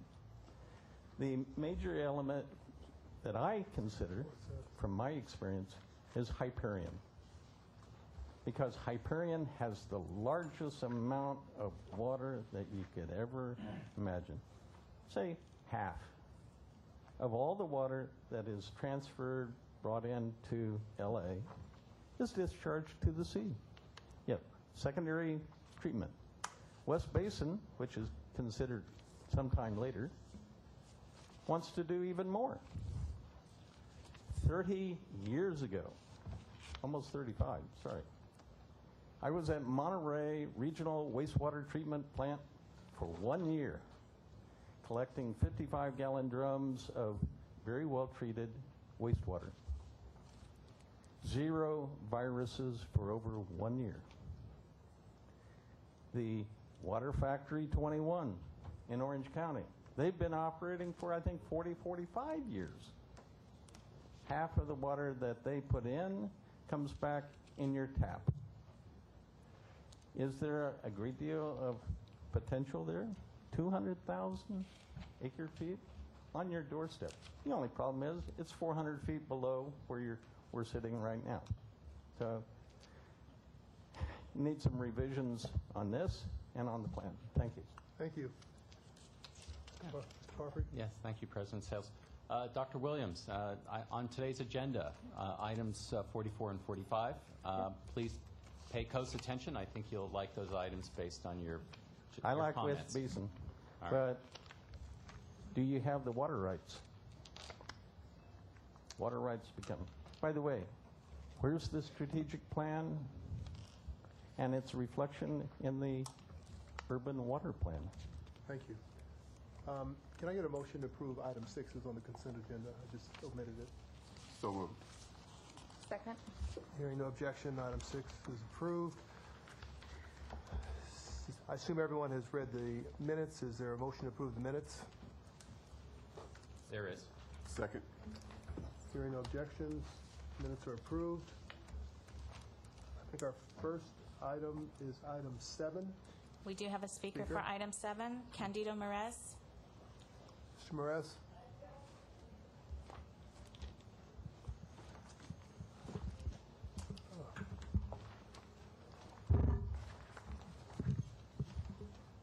Good morning again, Commissioners. Thank you for giving me the time to get here. Again, this is about contracts. This is about delivery of meters and also about broadcast network equipment.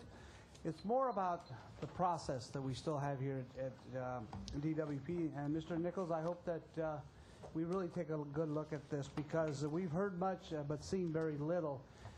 We spend over $1 billion at the Department of Water and Power, and I think it's time that the ratepayers get the best actions as far as staff, et cetera, and that we really take a hard look at these contracts in the future to save the ratepayers money. So, again, welcome aboard, and we look forward to your leadership.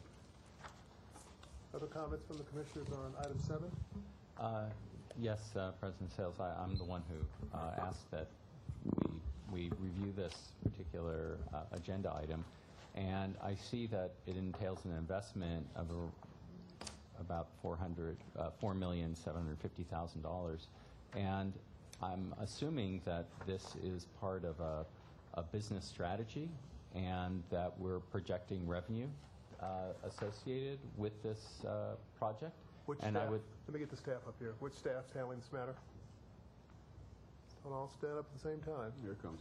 There he is, okay. Here he comes.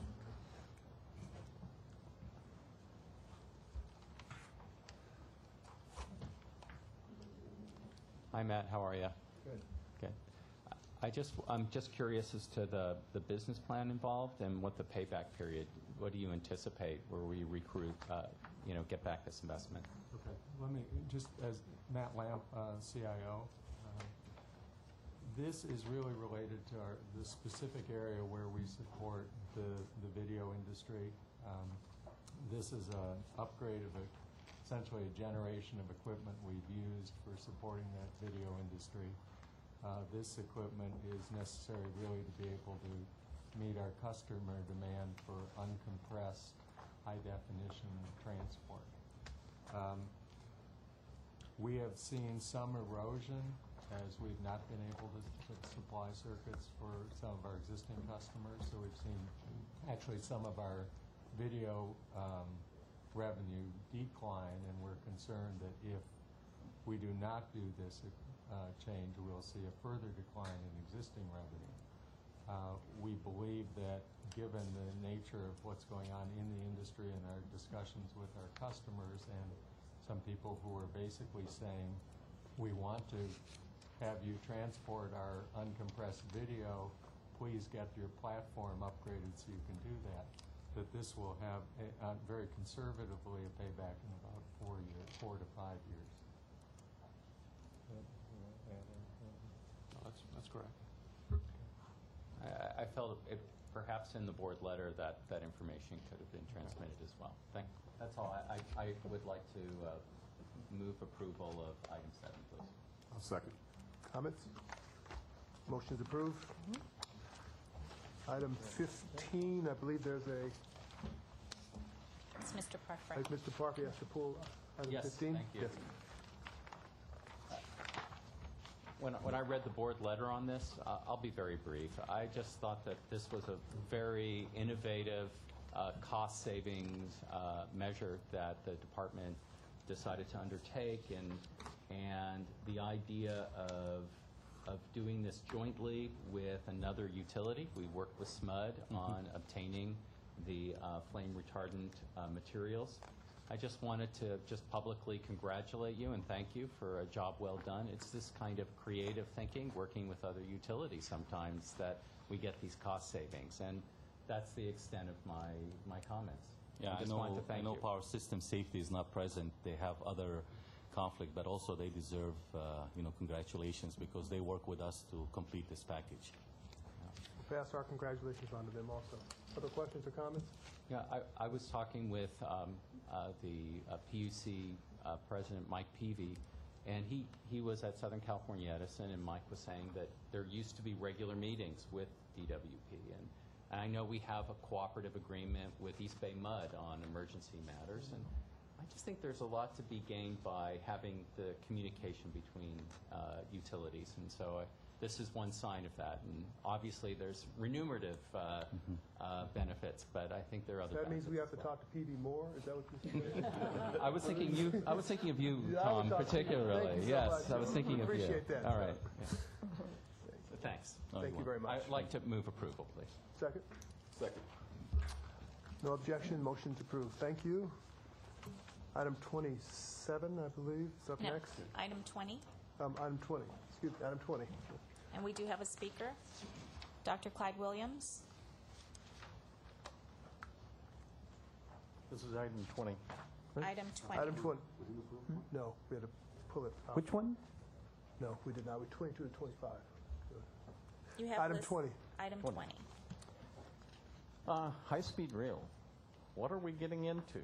By the way, they've already been to City Hall on the Palmdale segment. They brought in a really bad design, and it took about 3 months, 4 months for the city councilmen and others within the community, including the Lincoln Heights Neighborhood Council, to readjust it. They don't deal with the community. They're even worse than DWP. So we have asked them to help us understand what the east segment will be. The one that goes down to San Diego, it's going to be several years away, so don't worry about it now, but they're getting the route alignments now. They refused to meet with the 3 neighborhood councils of the East LA, so why give them a free ride?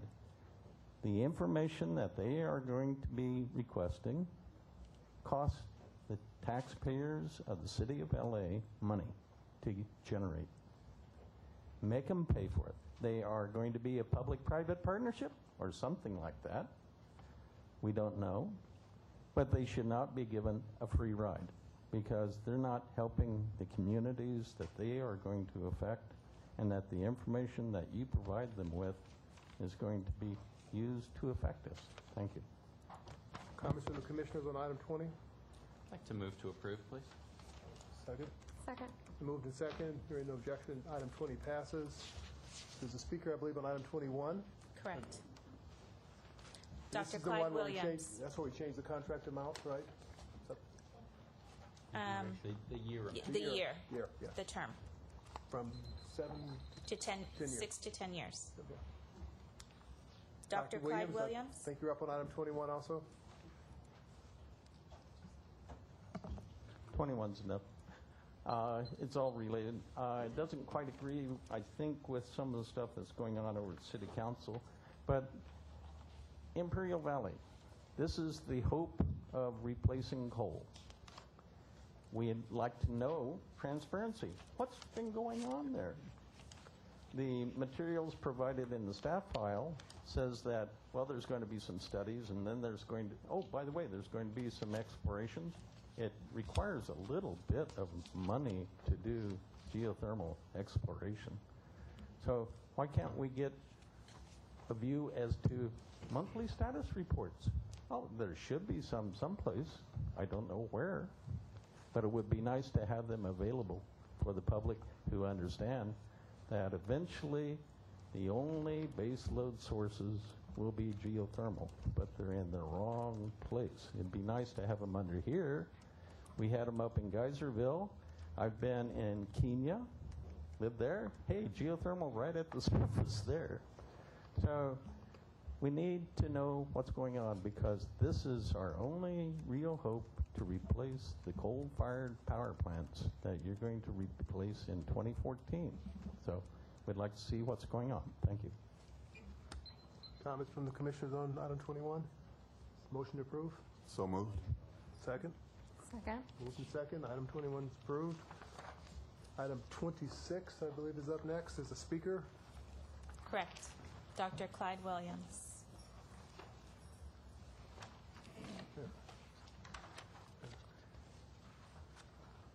Dr. Clyde Williams, El Sereno. Actually, I worked in Owens Valley. Nice place. We had some water there. They eventually found that there wasn't enough to go around, so they couldn't sell it to a public-private partnership to sell it to LA. That was up the north end, north of Bishop. However, what will graveling, 1,400 acres, maybe? Due to the environment in that area. Yeah, it's dusty right now, but at least it's soil. Putting that much gravel, cobbles, I don't know what size, is an environmental impact of considerable duration because it'll be there for a long time. I presume you're going to have at least 4 inches of the stuff on it to just keep it from falling through the clay and subsoil. But we'd like to have more information about an overall plan, the Green Book maybe, but for the community of LA to understand how we are affecting not so much the state water project, but our own historic water project, the LA Aqueduct. And it still seems to be in the urban water plan that we're going to be taking water from there for a long time. Thank you. President Sales had to step away, so I'm going to assume the gavel until he gets back. That was item 26 or 27? 26. 26. Any comments from the commissioners on 26? I'd like to move to approve. Do you have a second? Second. 26 is approved. And President Sales is back. We're on 27. I think the speaker, as I recall. Commissioner Parfrey. That speaker. That speaker. May I ask that a presentation be made on the Woodman project, please? Yeah, Tom Erb will make the presentation.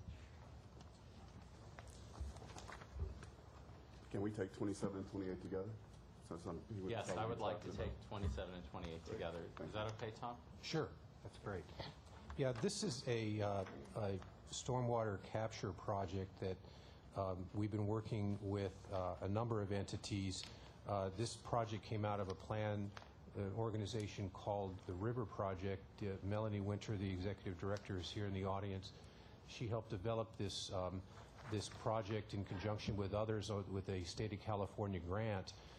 This is demonstrating how can we capture water from an entire neighborhood into an existing street median. And so this is a street median on Woodman Avenue just south of Roscoe, approximately two-thirds of a mile long. And it can capture water from an area of several blocks. And so not only can we do that, but we can also enhance the neighborhood by drought-tolerant landscaping and other amenities. So it's demonstrating what's possible here, and we will be coming back to your board with a approval for a state grant to provide substantial amounts of money for this project. And so it's working with the Department of Water and Power and the River Project and Bureau of Sanitation and Bureau of Street Services. It's really a collaborative effort among all of us. So that's kind of a brief. Thank you very much, and I just want to commend the department, and I'd like to call out Melanie. Thank you for your wonderful work on this project. Melanie's one of the smartest water advocates in the city, so thank you so much. I would like to move to approve items 27 and 28, please. Other seconds? Second. Any objections? Items 27 and 28 are approved. Thank you. I think number 36, I believe, Commissioner Parfrey wanted to hear a report on that one also. Yes, and thank you for your indulgence on this. I would also just like a very brief presentation on item 36, please. Jimmy Nato will make the presentation.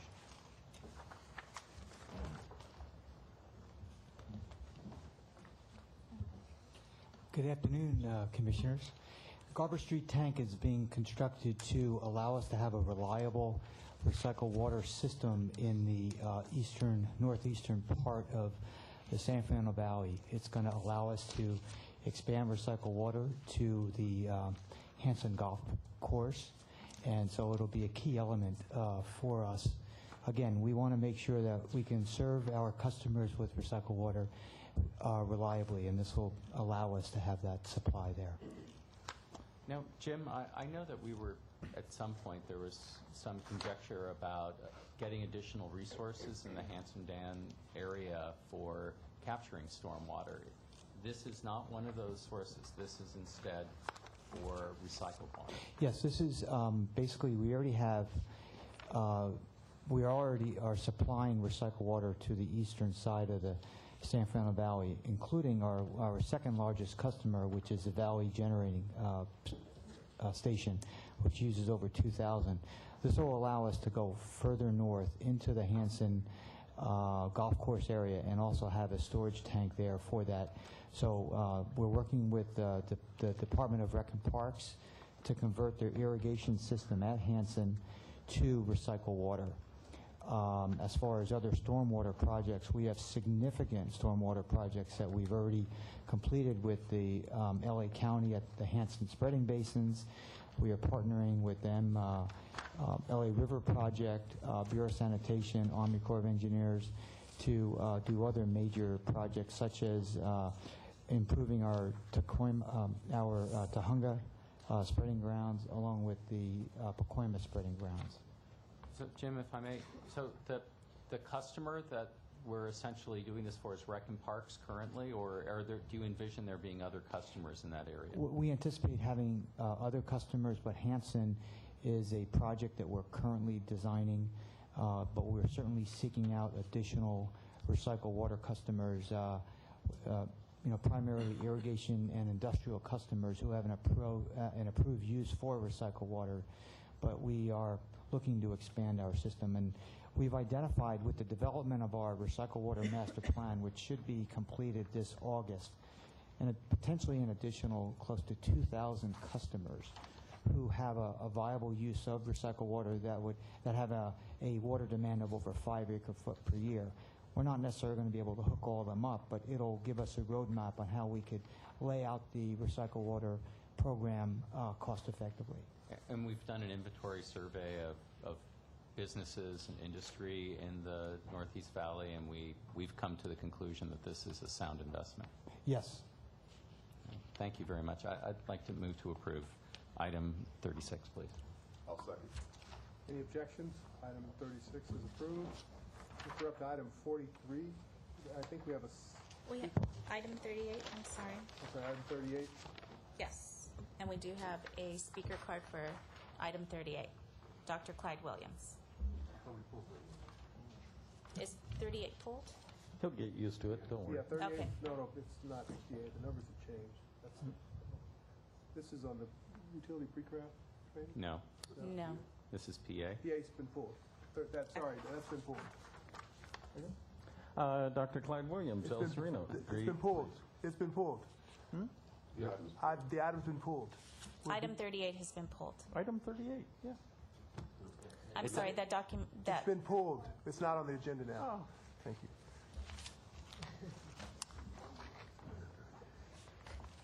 43? Where are we? yes, item 43. 43. We have one speaker, I'm told. Who's the speaker? Item 43, Dr. Clyde Williams.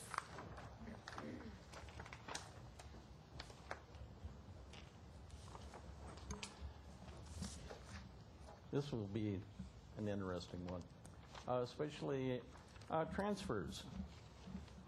Can it be estimated right now as to what the coming year's transfer will be and when it will be scheduled? When are these payments going to be made? And by the way, this is not net surplus revenue. Other people would call it dividends given to the city. Net surplus revenue generally is called profit. And this is, you might say, pre-tax profit. Well, I guess it's a tax that we have to pay to the LACD. It represents $66 per person per year. So family, 4, hey, almost $250 or more. It seems that it should be better documented as to why we need it, what it's going to be against, what services we get, what services they receive. So also this 33% or 33.3333 or 1/3 fund to liability ratio. Also, where does that come from and what's the basis for that? Oh, financial aspects are commonly included in strategic plans, and having $259 million transfer would be a significant element in a strategic plan. Thank you. No comments from the commissioners? Move approval. Second. Any objections? Motion carries. 40. Item 44, Dr. Clyde Williams.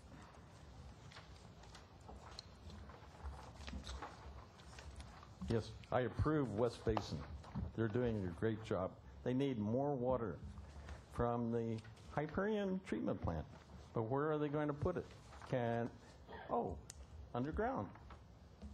Isn't anyone looking at how to underground the Hyperion discharge? I don't know. But to me, Hyperion is the equivalent of the Navajo power plant. It's going to cost a lot of money. It's water that's already in basin, and why can't we get it underground? West Basin would like to get it underground.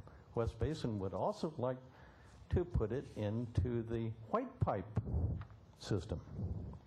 and again, many cities in the world depend upon secondary, tertiary, advanced tertiary, hyper-tertiary treated water for potable supply. I grew up in Kansas. By the time that the Arkansas River got to us, it had been used totally 6 times. By the time it got to the Mississippi, it had been used another 20 times, total flow. So what is the problem with the use of very advanced treated wastewater? The Department of Health Services. They've been there for 30 years and they still haven't gotten their act together. I would highly recommend that as part of this, you include spatial representation to the state legislature to get regulations from the Department of Health Services specifically for toilet to tap. Thank you. Dr. Williams, why don't you stand? I think you have a... We have one more speaker on item 44, okay. Ron Smith. Welcome. Good afternoon, Commissioners. Thank you, Dr. Green, for your endorsement. I am here today. I'm Ron Smith, President of the Board of Directors of West Basin Municipal Water District. I'm here today to speak on behalf of items 44 and 45, which are an agreement that has been crafted, multi-agency collaborative agreement, which has been crafted between West Basin, the Los Angeles Department of Water and Power, and the Los Angeles Bureau of Public Works to provide eventually up to 9,300 acre-feet of recycled water to the Harbor South Bay area.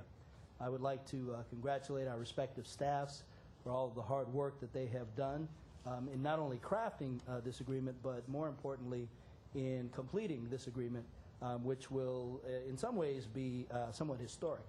Our board has already approved the agreement. We urge your approval. I think the work that we're going to be able to do here is something of which we will all be very proud. And so we look forward to working with you, with all the agencies in order to get all of this accomplished.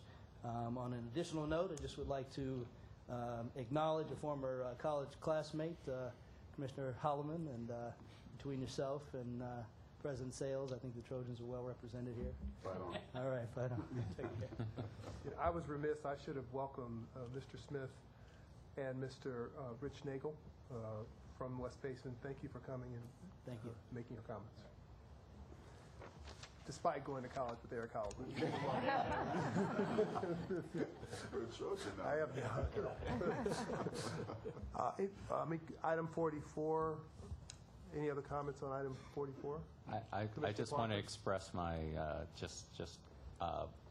full approval of this measure. It's very exciting, and I'm just delighted to see it. I'd like to thank the DWP water system for the hard work they put in on it, and thank West Basin as well. This is wonderful.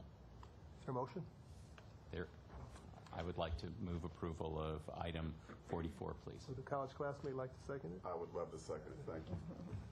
Any objections? Matters approved. Let's go to item 45. I believe we have one speaker. Dr. Clyde Williams. Okay. Thank you.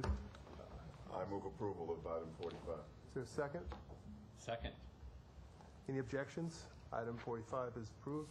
Item 46, we have one speaker. Item 46, we now have 2 speakers. Okay. Candido Merez, followed by James R. Cole. Why don't we start with Mr. Thank you, Mr. Smith, Mr. Nagel. Both? Candido Merez, not present. And the other speaker was? Who was the second speaker? James R. Cole. James? Oh, Mr. Cole. Let me just be real clear. This is a different matter, so you're not limited to the 2 minutes. Yeah. Thank you very much, Mr. President. I'd like to thank the commission members and the administrators of the Department of Water and Power for the opportunity to speak this afternoon regarding grievance number B07409. I had the opportunity to meet with Commissioner Noonan and Commissioner Parfait on December 8th and discuss this matter at length. They prepared, and or their staff did, a report and recommendation. I don't know if the other board members have had an opportunity to read that report or not, but there are a few items on there that I would like to comment on. On January 20th, upon the receipt of this letter, I replied to the board secretary that I had received her letter dated January 13th, and there's a typo here, it was 2011. And the attached Personnel Relations Committee report concerning my grievance number B07409 to the 4th level of review, full board review and determination pending. In regard to the Personnel Relations Committee's report, page 1, background and contentions of the parties, it states in the first paragraph, although the grievant initially sought a variety of remedies, he withdrew all requested remedies except those related to the NTCD in his appeal to the 3rd level of the grievance procedure. Specifically, the grievant wrote, the remedy the grievant seeks at the 3rd level appeal is to rescind the NTCD signed by James Cole and surrender all NTC documents to the grievance. Grievance appeal to the 3rd level at attachment page 3. Dear board members, PRC members, please be advised that the appeal to the 3rd level, page 3, is as follows. This is what was originally in the appeal to the 3rd step of the grievance process. The appeal to the 3rd step of the grievance process, As of this 3rd level of appeal, the remedies have been reduced based upon recommendations from Mr. Benjamin at the 2nd level grievance meeting. Upon becoming acquainted with Assistant General Manager Mr. Aram H. Benjamin in November of 2005, learning of his brilliance, superior intelligence, and exceptional abilities, and benefiting from his mentoring, the grievant is overwhelmingly compelled to acknowledge him as one of the most respected individuals amongst all levels of employees in the past 30 years of DWP history. The remedy the grievant seeks at the 3rd level appeal is to rescind the NTC signed by James Richard Cole on 7/13/09 and surrender all NTC documents to the grievance. To all PRC and board members, please be advised that the appeal to the 4th level, page 3, is as follows. What remedy do you seek? As of this 4th level of appeal, the remedies originally sought have been reinstated. To all PRC and board members, please be advised that the appeal to the 4th level, page 4, is as follows. What remedy do you seek? The original remedies have been reinstated and are as follows. The remedies the grievant seeks at this 4th level of appeal are to rescind the NTCD signed by James Richard Cole on July 13, 2009, and surrender all documents to him. A written apology from F. Cardial and D. Thrasher to James Cole, employee number 169506, for failure to comply with Department Policy 5004, employee statement. James Cole, employee number 169506, to be paid for overtime hours worked by G. Kisley from 2/05/09 for each day that James Richard Cole, employee number 169506, was reassigned and did not work overtime as the machine shop supervisor. Perform an audit to be completed by January 1st, 2010 of the LADWP Integrated Support Services Fleet Operations and Fleet Maintenance MO2 Auto Shop timekeeping and purchasing records to determine who was involved with the installation of the wrong battery and institute a policy to prevent it from ever happening again. A written letter from David Thrasher, Maureen Jaramillo, Susan Higa, and P.J. Gajajena, and any other staff involved in this NCD incident stating that their actions were inappropriate and this original document be given to James Cole, employee number 169506. Institute a department-wide policy that prevents like and similar events with regard to repairs, load testing, and certification of all vehicular equipment. Include an additional remedy. Institute strict adherence to the time limits within the grievance process. The grievant filed and has followed the instructions in the MOU, grievance number B110-09. Basically, what that grievance is about is the length of time that it takes to process a grievance and get it before this board. PRC and board members, please be advised that the appeal to the 4th level is clear and concise and is in no way ambiguous in the remedy sought, that no language exists in the supervisory blue-collar MOU in its entirety, and Article 5, individual procedure regulating the reduction or increase in remedy sought. In regard to Personnel Relations Committee report, page 2, management's argument, Eileen Liu pointed out that the NTCD is limited in duration. In reviewing the audio recordings purchased from the board secretary, Ms. Liu never made any such statement, as the NTCD is limited in duration. Ms. Liu's statement was an NTCD is merely a written warning. I need a brief moment.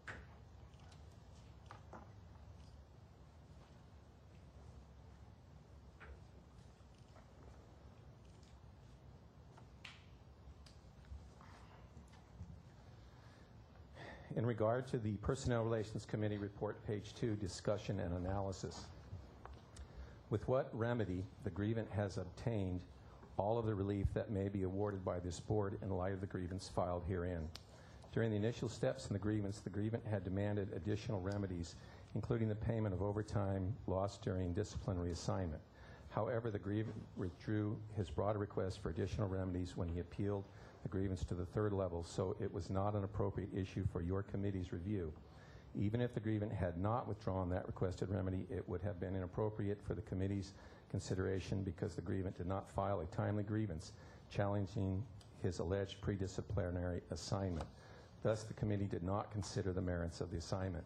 The grievant had no knowledge that, in fact, a disciplinary action was going to ensue, and the grievant was not able to correspond with the supervisor, Mr. Fernando Cardial, who refused to discuss the issues and meet with the grievant.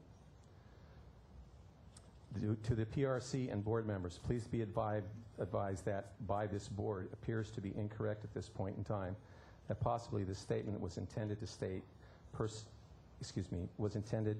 Personnel Relations Committee, unless, however, the grievant is to understand that by the use of by this board, the grievant was not informed or allowed to be present for the fourth level of review with the entire board. To the PRC and board members, please be advised that the committee's recommendations does or do not address the following remedies that were reinstated in the appeal to the fourth level.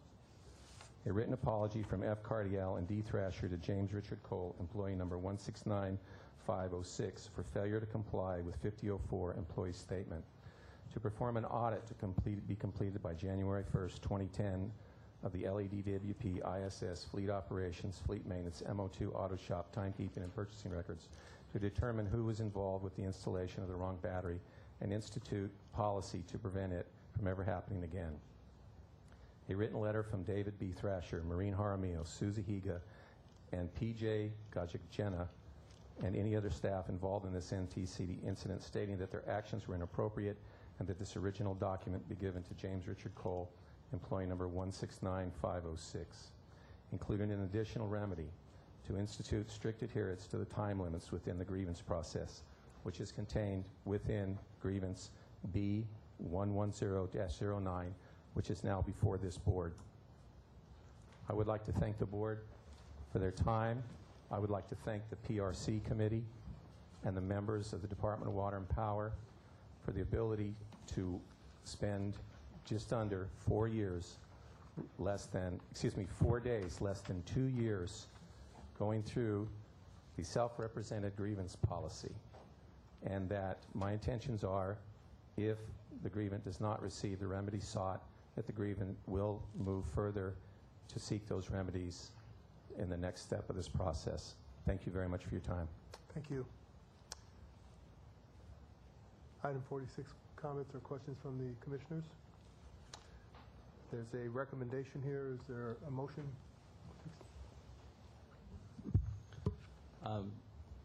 The PRC recommends, in response to grievance number B-074-09, that the notice to correct deficiencies be removed from the grievance personnel file and sealed immediately upon the board's approval of this report, and that consistent with the Superblue MOU Article 21, it not be referenced nor form the basis of any disciplinary action.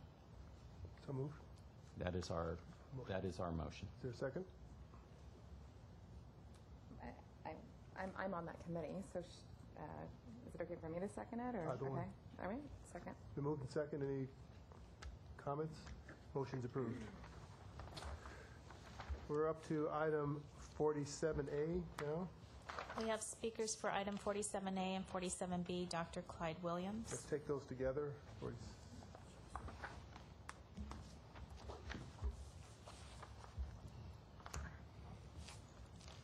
Dr. Clyde Williams, El Sereno. Primarily 47B water. It's interesting that today we had a blowout. Is it unusual?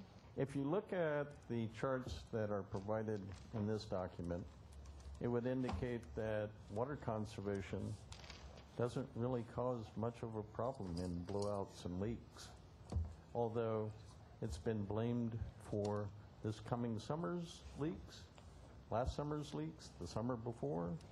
But when you look at the documents, like today, a 50-year-old pipe, as your consultant indicated, the system is very old. The system is very large. May have been some problems in the past as to corrosion control. However, it's a matter as to what is being done about it. A 300-year replacement cycle for water pipes would suggest, at least, that the policy of the board is deferred maintenance. Wait until it breaks. So I would highly recommend that you provide also a column or a chart showing the number or percentage of pipes replaced per month. So that would be nice. Say 3% per year? No, 2% per year? 2% of a very large number is a very expensive rate. So, thank you. Dr. Williams, that cover your comments on 47A and B? Yep. Comments or questions from the commissioners? These items, unless the hearing none, these items are deemed filed. Management reports, we've already covered 48A and 48B.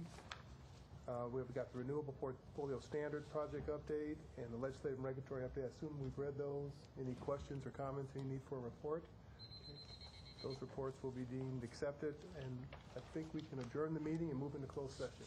There's an admonition from the lawyer or something? Mr. Brown, we'll go into closed session. Yes, thank you. Basically, the board shall report publicly any action in closed session and the vote or abstention of every member present thereon in accordance with Section 54 and 957.1 of the California Government Code. Then we'll adjourn for 5 minutes and we'll reconvene closed session here.